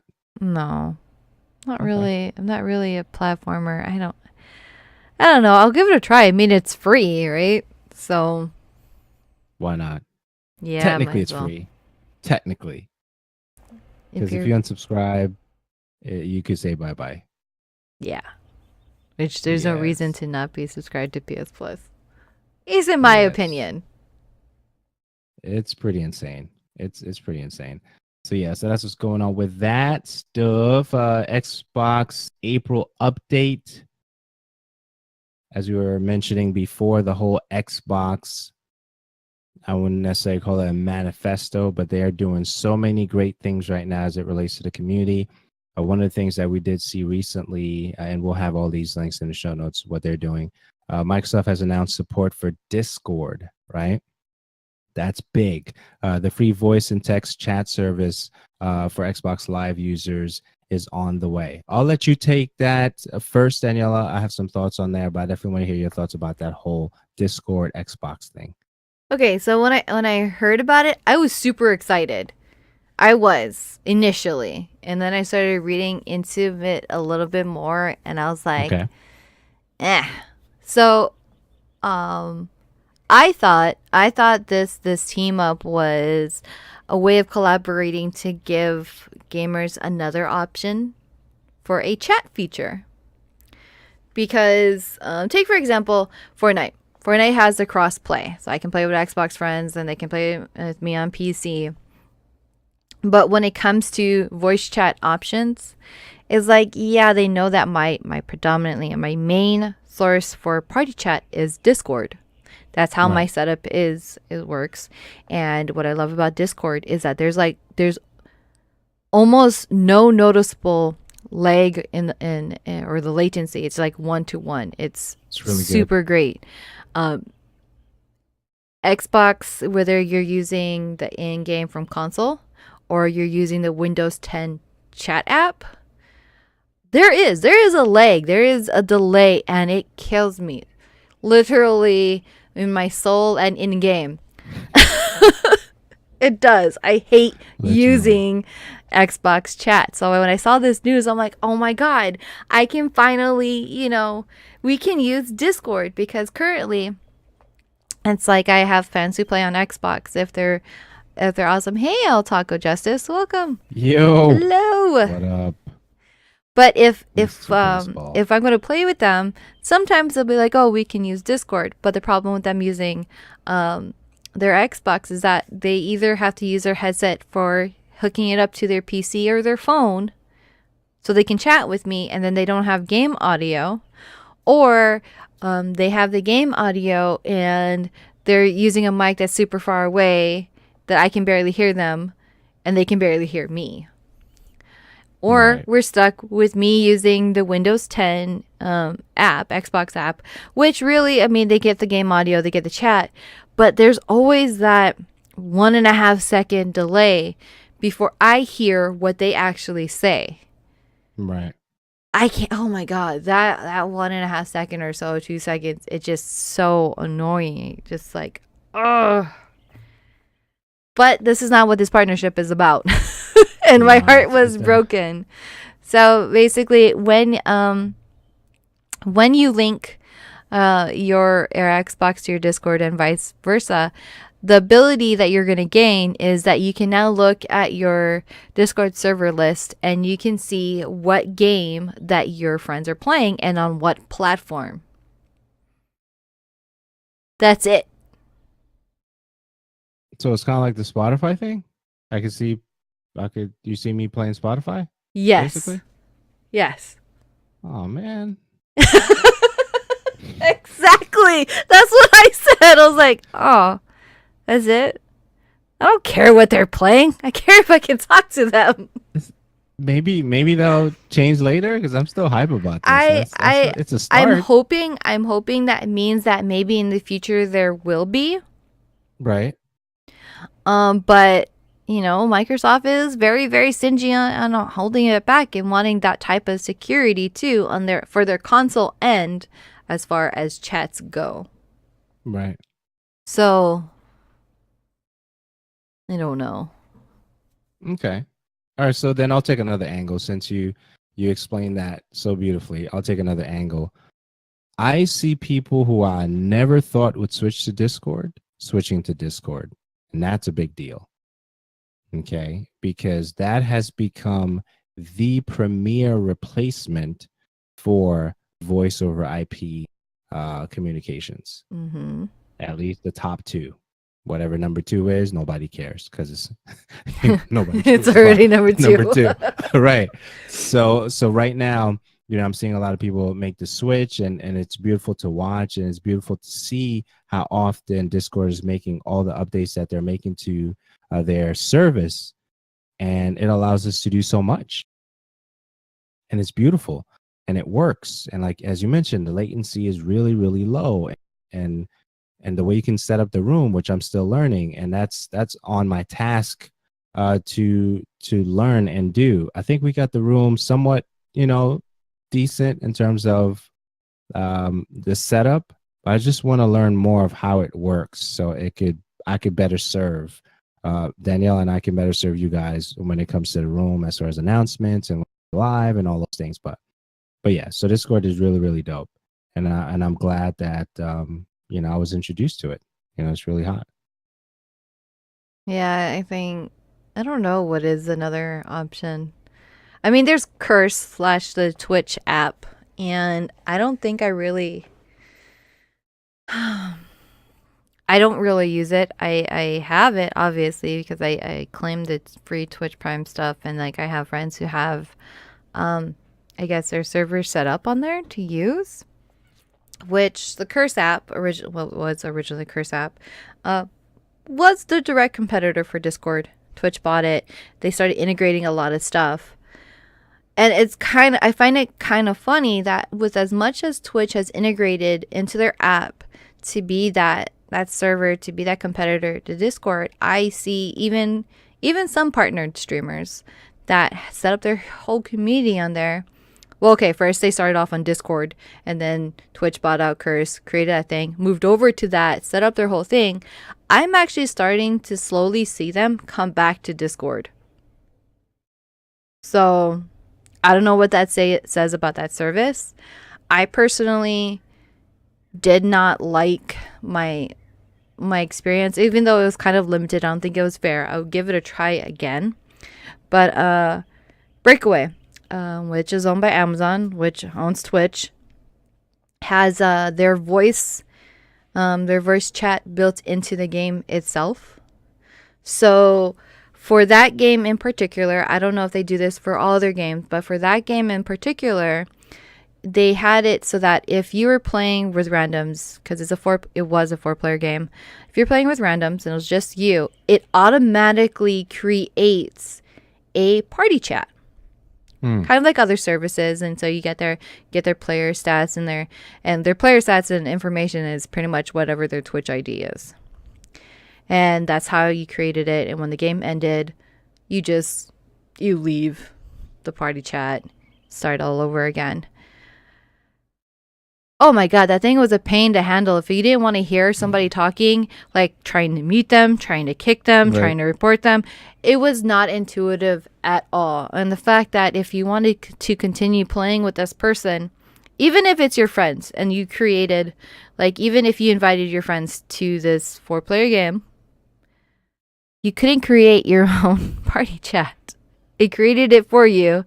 And then even though you're still sticking together for every single match, it still ended the party chat, and then it recreated it, and then I'm like, oh my god, this is terrible. I can't with you right now. So we are playing a game that has its own party chat system on a platform that's supposed to be the competitor to Discord. We would send invites that way, but we use Discord for the party chat. It's just that good. It's really good. So I definitely want to highlight a couple of things in this article. This is April 24th, the April Xbox can't even speak, update. We've added a bunch of new video features we hope you'll enjoy, starting with auto low latency mode. Auto low latency mode enables a family of Xbox One devices to notify your display when you're playing a game. So a TV that also supports ALLM will know to switch to its low latency video mode. That's one of the things on the article. It also talks about the FreeSync thing that we talked about the other day, where Danielle educated me on that. It also goes into screen resolutions, streaming captures. Okay, let me just talk about that. This month, we are also introducing a new Mixer interactive feature called Share Controller. Mixer streamers on Xbox One can now share control of their game with a viewer on Mixer.com. Just turn on the Share Controller toggle from the Broadcast and Capture section in Guide, and your viewers will be able to share control through a virtual controller in their web browser or by plugging a physical controller into their PC. These are some of the things you could find in this particular article. This is talking about the Xbox April update, which rolled out starting on the 24th. Today is 29. So it's out if you haven't turned on your Xbox in a long time. It's a lot of good updates, and I think some of them we talked about earlier, kind of like the FreeSync stuff and the Mixer Share app thing, but that was only available to select few, like if you're in the Xbox Insider program, or for the Mixer stuff if you were just like a partner or a pro. Now it's available to everybody. But going back to the video updates and the ALLM, which a lot of people know as game mode on their monitors or their TV. For the FreeSync stuff, again, like I said, like last week, if you don't have a TV that supports that, you won't get the benefits of it. So don't expect like, oh yeah, okay, I got this. If your TV, you're not going to notice a difference if your TV doesn't support it, basically. Be careful with that. Don't go in there expecting it's like, oh, well, it's supposed to be doing this and I'm not getting it, blah, blah, blah, blah, blah. Read the fine print. Read the fine print. Word. That's pretty dope advice. There's some other things happening, Danielle. There's some other things. I'm so excited about stuff because these things, it's just the beauty of marketing for me when I see this, right? So Microsoft and Halo developer 343 Industries have intervened in the development of a community-made mod for Halo Online. Okay. A free-to-play PC game based on Halo 3 over concerns that the project violates Microsoft's intellectual property. Now, this right here was one of the highlights of my week. I was just excited about this thing because when I went on Twitch and I saw this game, of how amazing this game looks, I think this is the perfect marketing thing right now for anybody who's excited about Halo in the coming months. I would say, let's give it a time range. I like giving time range. 2 to 12 months out in terms of any announcement about any Halo thing. We know about the big patch thing that's coming out for the Halo Master Chief Collection. They're working on that. This thing was a conversation between the two parties where, hey, we're seeing what you're doing. They did not completely shut down this thing. So I think it's a perfect marketing thing to keep Halo in the forefront of the individuals who are excited for it, or the individuals who will be introduced to that game for the first time if they never played it yet. So I was really excited about that, and I want to hear your thoughts about this. Oh my goodness, I don't even know where to start with it.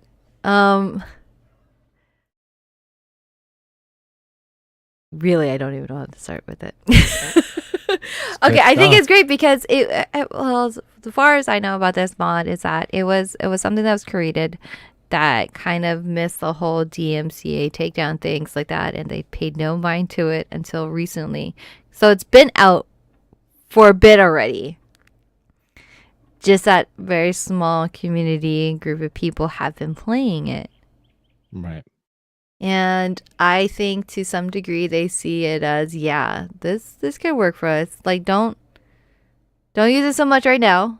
Hold off on it.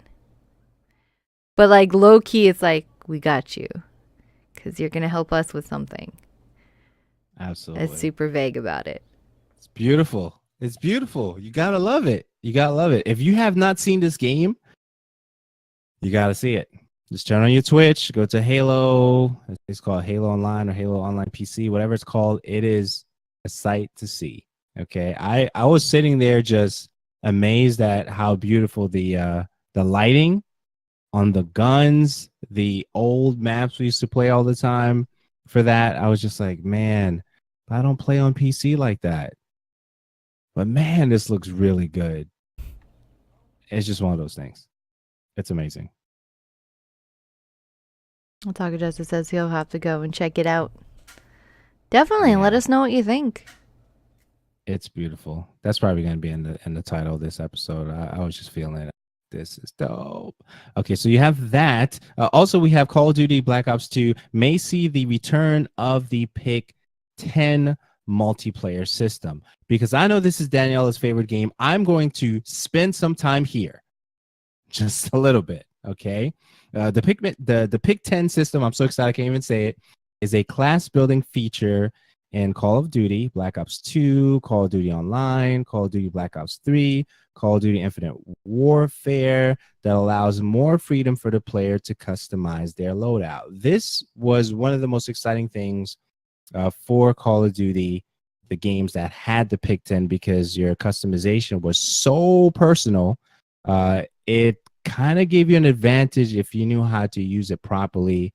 And if you knew how to stay alive for more than 10 seconds. So the whole Pick 10 thing was amazing. And the fact that they're hinting it, I think this was a hinting on Twitter, and they're considering bringing that back to Call of Duty, the next one, Call of Duty 4. That's exciting times for the individuals who enjoyed that system. And hopefully we can have the same good times that we had in the previous games that had it in the upcoming Call of Duty game.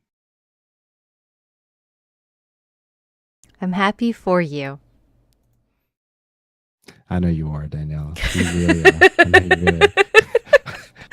I feel it. I feel it all over you. All over you. I feel it. I feel it. So that's what's going on there. So you have that, and then you have the other thing that is actually coming out in May. This Destiny Warmind situation and all the updates that they've been doing with Destiny. And as we're getting closer to Destiny stuff and you know, definitely the Black Ops, we're going to be talking about those a lot. And also the recent introduction of the next installment for Tomb Raider, which we'll talk about that very, very soon in a couple of seconds.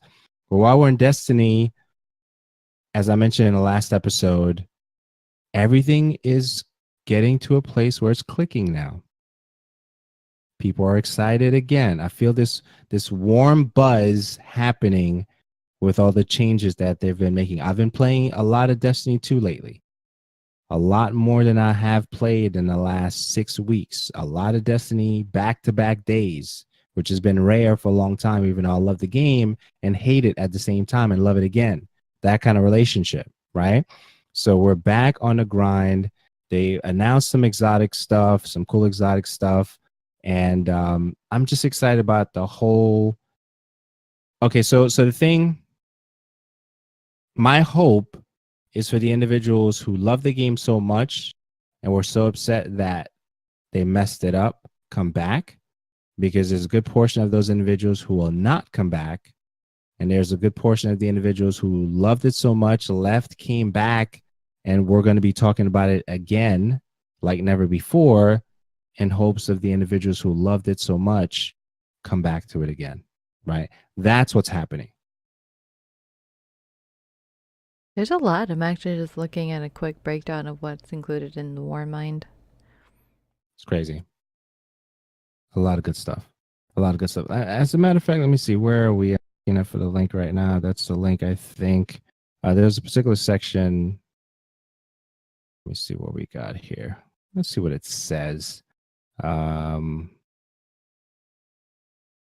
There's a section that talks about, okay, so yeah, so how do you make an exotic feel more exotic? It talks about that. It's a two-part question, including how it feels to acquire and upgrade the weapon and how it feels to use the weapon. And then they talk about answering that question, talks about the exotic, the masterworks.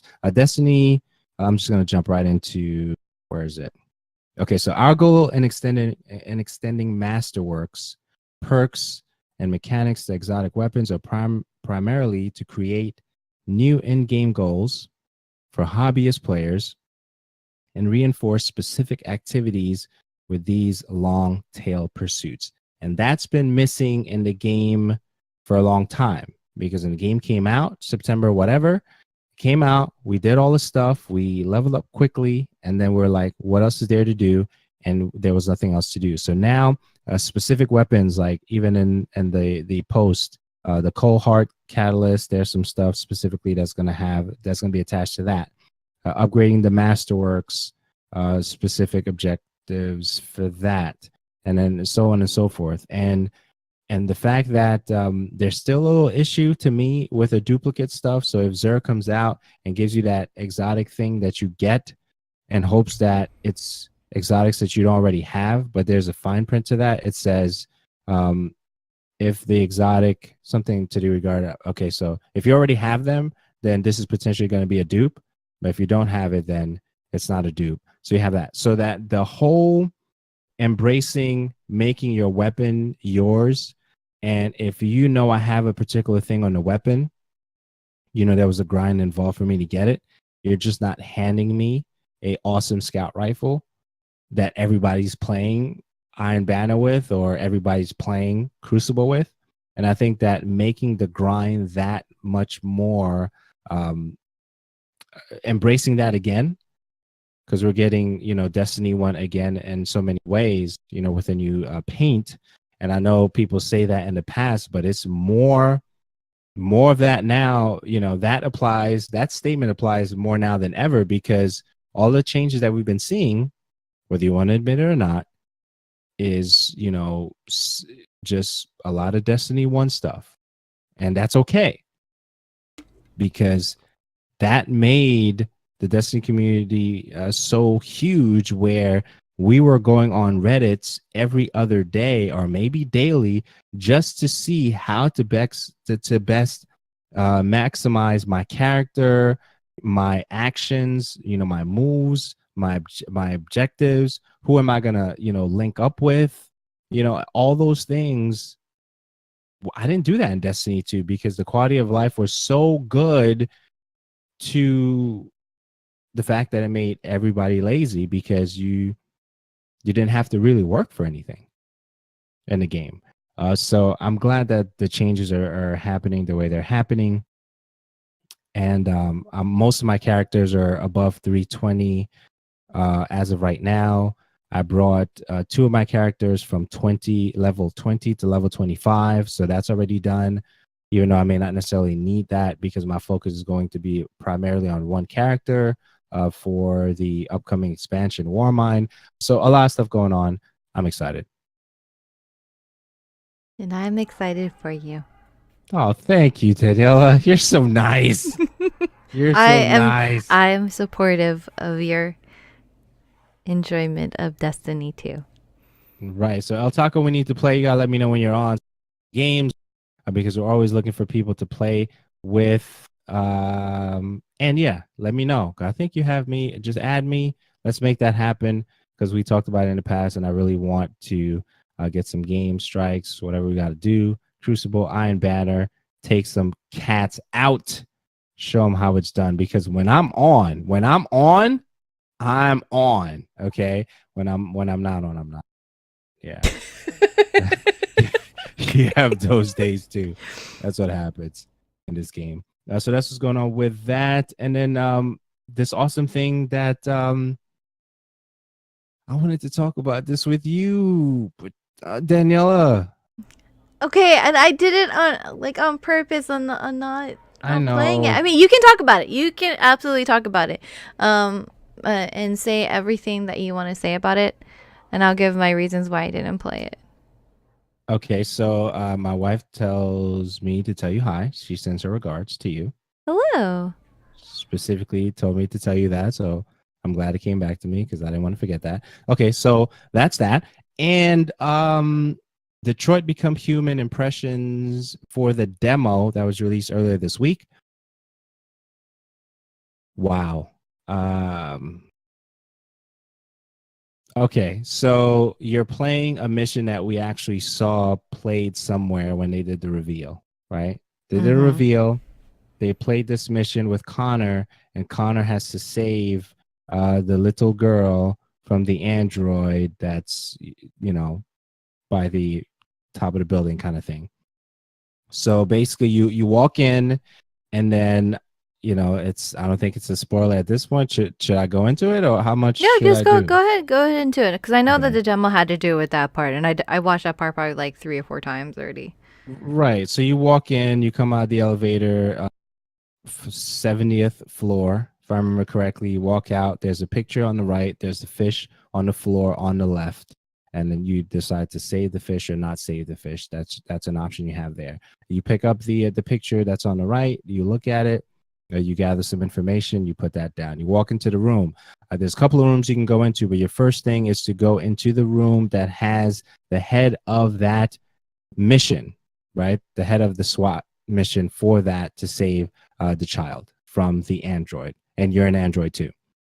So then now you have to look for clues. If you hold R2 pops up your next objective or objectives to do in terms of gathering clues. Now you can gather as many clues as you want, right? Up to a particular percentage where you feel comfortable to raise that percentage when you're getting ready to go into the quote unquote boss fight, if you want to call it that, in that section where you're there now, you either live or die or you do something great. So before you even get to that section, you have the clues, the objectives, you learn the stuff. So let's say, for example, there's a body on the floor, someone passed away, then you can gather clues from that, reconstruct that to see if there's anything that you can gather of how that took place. So whether the person was sitting down and they died on the floor, you can reconstruct that to see if they had anything in their hands or not, or anything else that they may have, dropped in the process of, getting shot or getting wounded or anything like that. So you have the ability to reconstruct those things to gather additional clues. But while you're doing the clues stuff in the game demo, you are wasting time.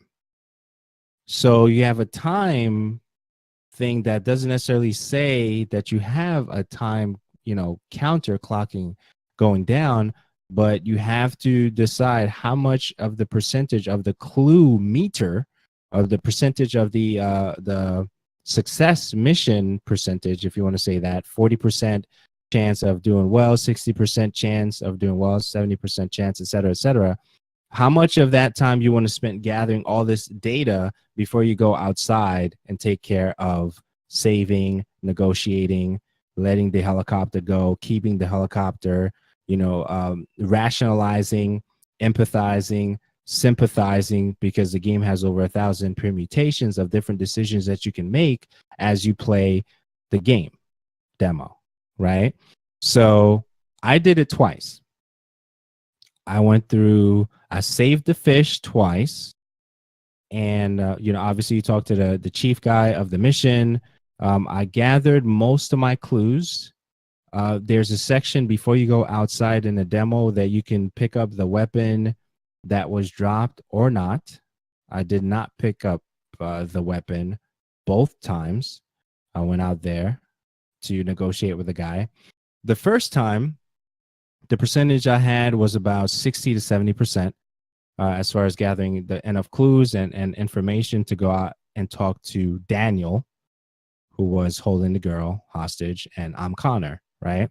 So that whole thing. The second time, though, I was at 100% and I walked away. The first time I sacrificed myself and saved the girl. The second time I walked away from the whole thing. And once you're done with that scene or that sequence, it gives you a results screen of all the different things that you've done. Like, okay, so it's kind of like the outrun screen, right? It does the music at the end, and then it shows you, boom, boom, you went up here, then you went down right, then you went down right, and you went up right. It does that outrun screen, that web thing. And then it says, okay, so now that you know this is the direction that you went, you can go inside again from the not from the elevator port, but like from a save point to just do it again without going through Connor in the elevator, flipping the coin in his hand before he gets off the 70th floor to do the fish thing, the picture thing, etc. Going into the whole thing. So is it my kind of game? This is a tough question because I had a good time with it. Would I get it like game day, first day? I don't know. But was it amazing? It was amazing enough for me to have my wife check it out. I was like, you got to do this. I want to see how you do. Like, I want to see how you're going to do, and then as you're making the decisions for the empathizing, refusing, accepting, you have a little a bar that goes that you have a timed thing when you make those decisions, whether you want to press circle, triangle, whatever. So that's timed, but you don't have like a clock time to go outside. So the decisions on the spot, if you don't pick, it's going to pick for you, but you'd want to pick for yourself. So you want to be quick about making those decisions. I really enjoy it. I plan to add it to the collection. I'm not excited about the Kara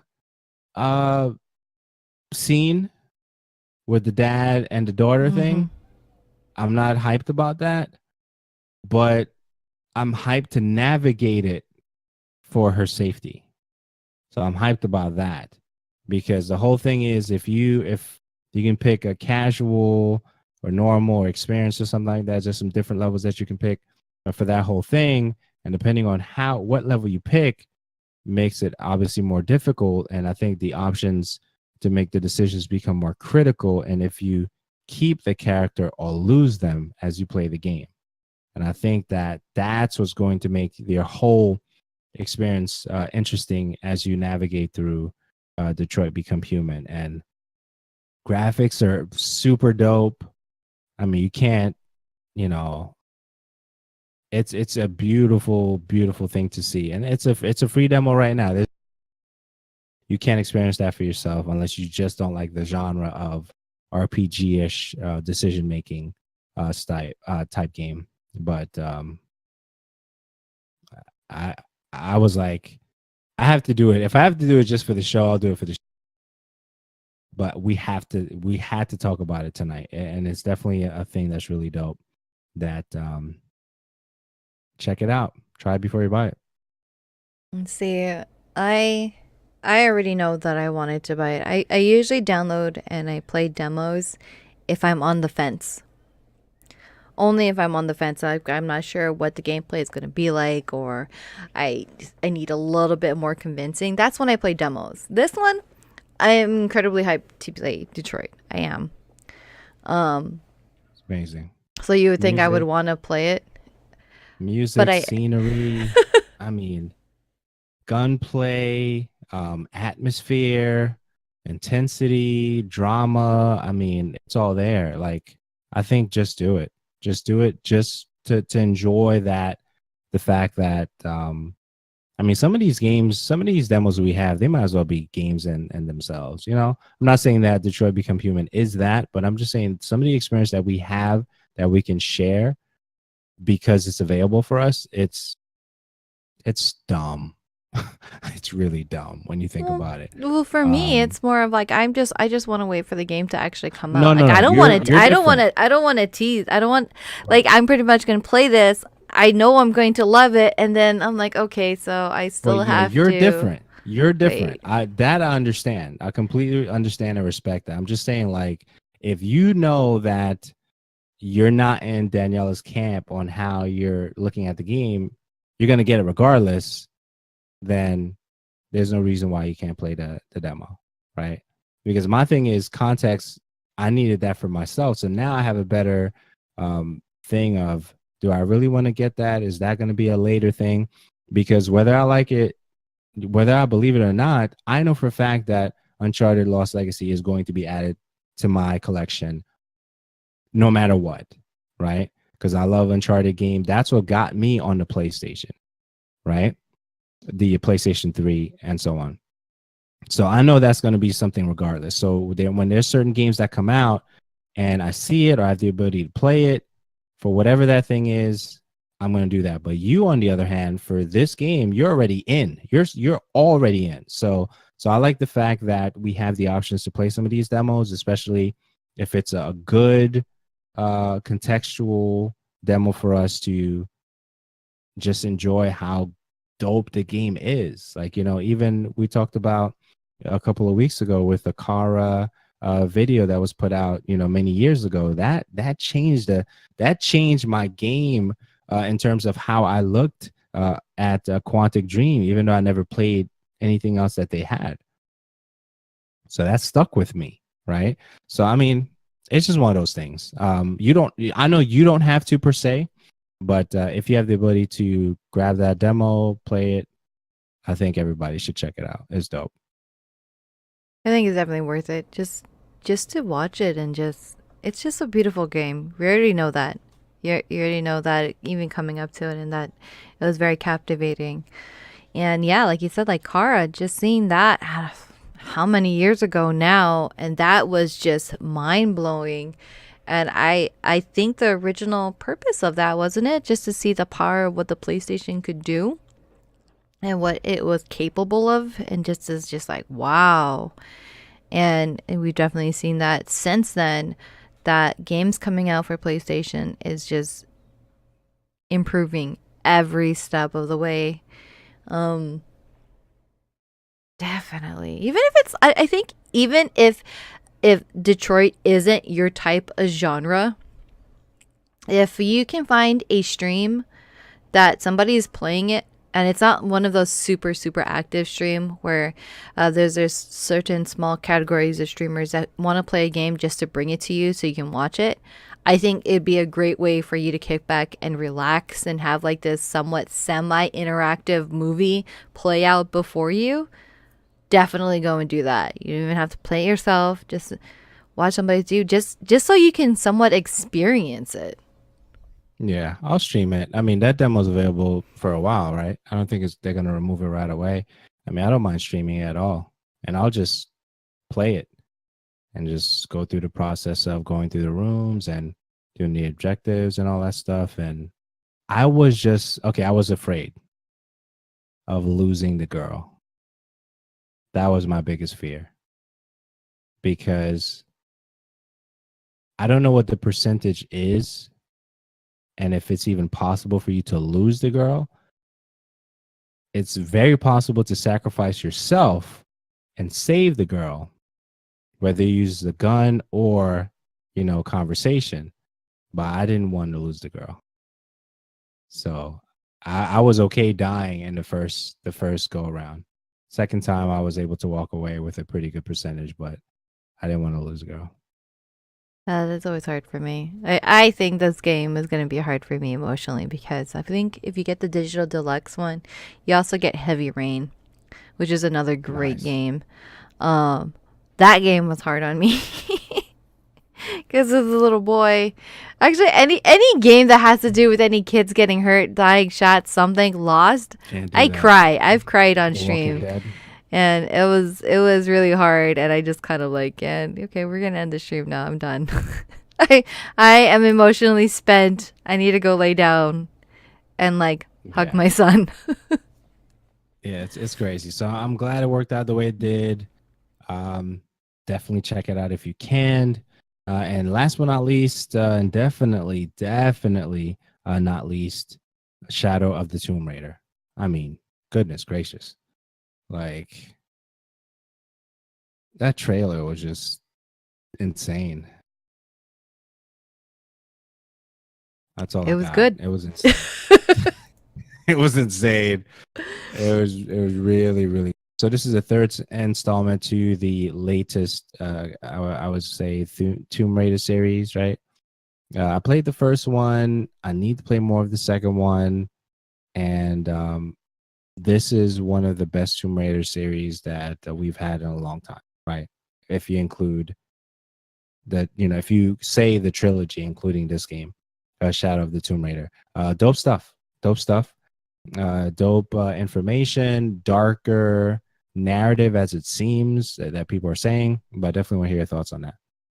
So I've not played through this series. I followed along with it, and no reason why I haven't played it yet. It's on my to-do list of games. I think I do own the first one in the series. I thought the name of the title that they chose was very interesting to me, Shadow of the Tomb Raider. I didn't quite get what they were going for, but tying it in with this trailer here, it makes sense, because you're playing through definitely a lot darker. She's going on this crazy killing spree here and doing it so stealthily, like she found her inner solid snake here. And then I don't remember the exact line that she said, but she was like talking about when you started off having these good intentions and stuff like that, but you get to this part where you don't even recognize yourself. And I'm like, I get the title. I get it. Because Shadow of yourself. she's like she's definitely transformed over what she started off as in the beginning of the series, into this fighting machine, and going through these extreme depths to save this boy, obviously, at least in the trailer. Okay, so that whole sequence. Okay, so the specifically what you just said with saving the boy, it's like he didn't. It didn't even look like he wanted to be saved, No, it didn't. And you know right? what? You know what's funny? I'm trying to think of a movie or something like that. I think it was a movie I watched. At least I the memory of it is somewhat of a movie where somebody Right, saved like the person that was supposed to be sacrificed, even though that person didn't want to die. They were doing it for their right, tribe. And like it when they doing the Tomb Raider thing, they pan out and you see like this entire civilization there that's waiting for the right. sacrifice of this kid. Like, oh my god, you just cursed Yeah, my entire. exactly. It's almost like you don't know. I signed up for this. Why, Hmm. like, why did you even bother saving me? And then it's like questioning everything, about herself, as you mentioned. Yeah, that whole, but her skills are just like, dude, the forest stuff. Wow, I was impressed. I gotta say, like, can they not stay on one character model for Laura Croft? I feel like every time I see her in another game in this series, there's something about her that looks different. Like, I get they age characters, I expect that. But there's just something about her. I'm like, you look so different from the last one, and then the one before that. I don't know. Different as Maybe in, that's just me. what are we talking about right now? Just physically and Okay, visually, like there's just certain aspects of her face that like you don't look like the one that was previous. You got more right, meat on you, I guess. right. I think, isn't it Camilla Luddington did? I think she did these three games. I think it's the same uh character actor. Yeah, I believe you're right. But So maybe the engine, whatever layer that they added to the engine, that's a little bit different in terms of how she's being represented, for the context of the game that she's in. But I think the body is the same human, if I can say that. I'm just trying to find it. But there's no good pictures that I can find. Just to me, I gotta go and sit there and look. But when I first initially saw it, I'm like, you look different. It doesn't look bad. It's just like, okay, you look different from the previous two. Right. There's like just small little tweaks to her face that look different. Yeah, and she's changed in the last 2 3 years too. So that could be I mean, I'm looking at her IMDb right now. It says 2013 Tomb Raider, 2015 Rise of the Tomb Raider, and 2018 Shadow of the Tomb Raider. So yeah, she's done the voice, and I think the body type. It doesn't say body type, but I think she's done the body also for uh, the um the Tomb Raider, the last three. Interesting stuff. But yeah, so that's what's going on with that. Um, this is 3.99. Daniela, you know what next episode is? 400. That's not, that's crazy. 400 episodes. I'm excited. I don't know. It feels weird. It feels weird, but I'm Why? excited. I don't. I don't know. I never thought 400 would be a thing. Like, I remember 100. I remember 200, but I never thought about doing the 400 thing. And I think we're gonna make some slight adjustments, which I'll talk to you about, which is gonna be like a 2-minute conversation. But yeah, I'm hype. I'm hype. But yeah, so this is the episode 399. Definitely want to have you guys spend some time with us, chat with us in the Discords. If you are listening to the show for the first time, thank you so much for taking the time to listen to the show. And I know Danielle is going to do all that wrap up stuff for us. So Daniela, please, any final thoughts, and then take us out. It has definitely been a ride because I think that 399, I think I jumped in at 342. 340. 340. Okay, so tomorrow, next week, Sunday would be my 60th episode. You didn't think about episode 400. Man, I still didn't even think about episode 10. Yeah. That was a while ago at 350. Absolutely. And so it's just definitely a very fun ride. Absolutely. Yay, 400 next week, Sunday. Appreciate it. It's been a lot of fun. But thank you guys for watching and listening to us on the show. It has been a pleasure. Can definitely add our Alexa skill if you have one of those by either visiting theshowradio.info/Alexa or by simply saying, Alexa, enable the Show Radio podcast. You can also hang out with us on Discord because that's where you can find us. You can visit theshowradio.info/Discord for the invite and join us there. If you have any tips or anything you want to talk about, you can email us community@theshowradio.info. And of course, you can always never miss a show. You can subscribe to us on your favorite podcatchers by visiting theshowradio.info/listen. And you can watch us live here or catch our past VODs on Twitch at twitch.tv/theshowradio live. You can hit the follow button and enable notifications so you'll know whenever we go live. And to see all of the notes and everything we talked about today on the show, you can visit our website at theshowradio.info. And until next time, you guys all have a great week. And we will see you back here again for episode 400. So laters. Bye.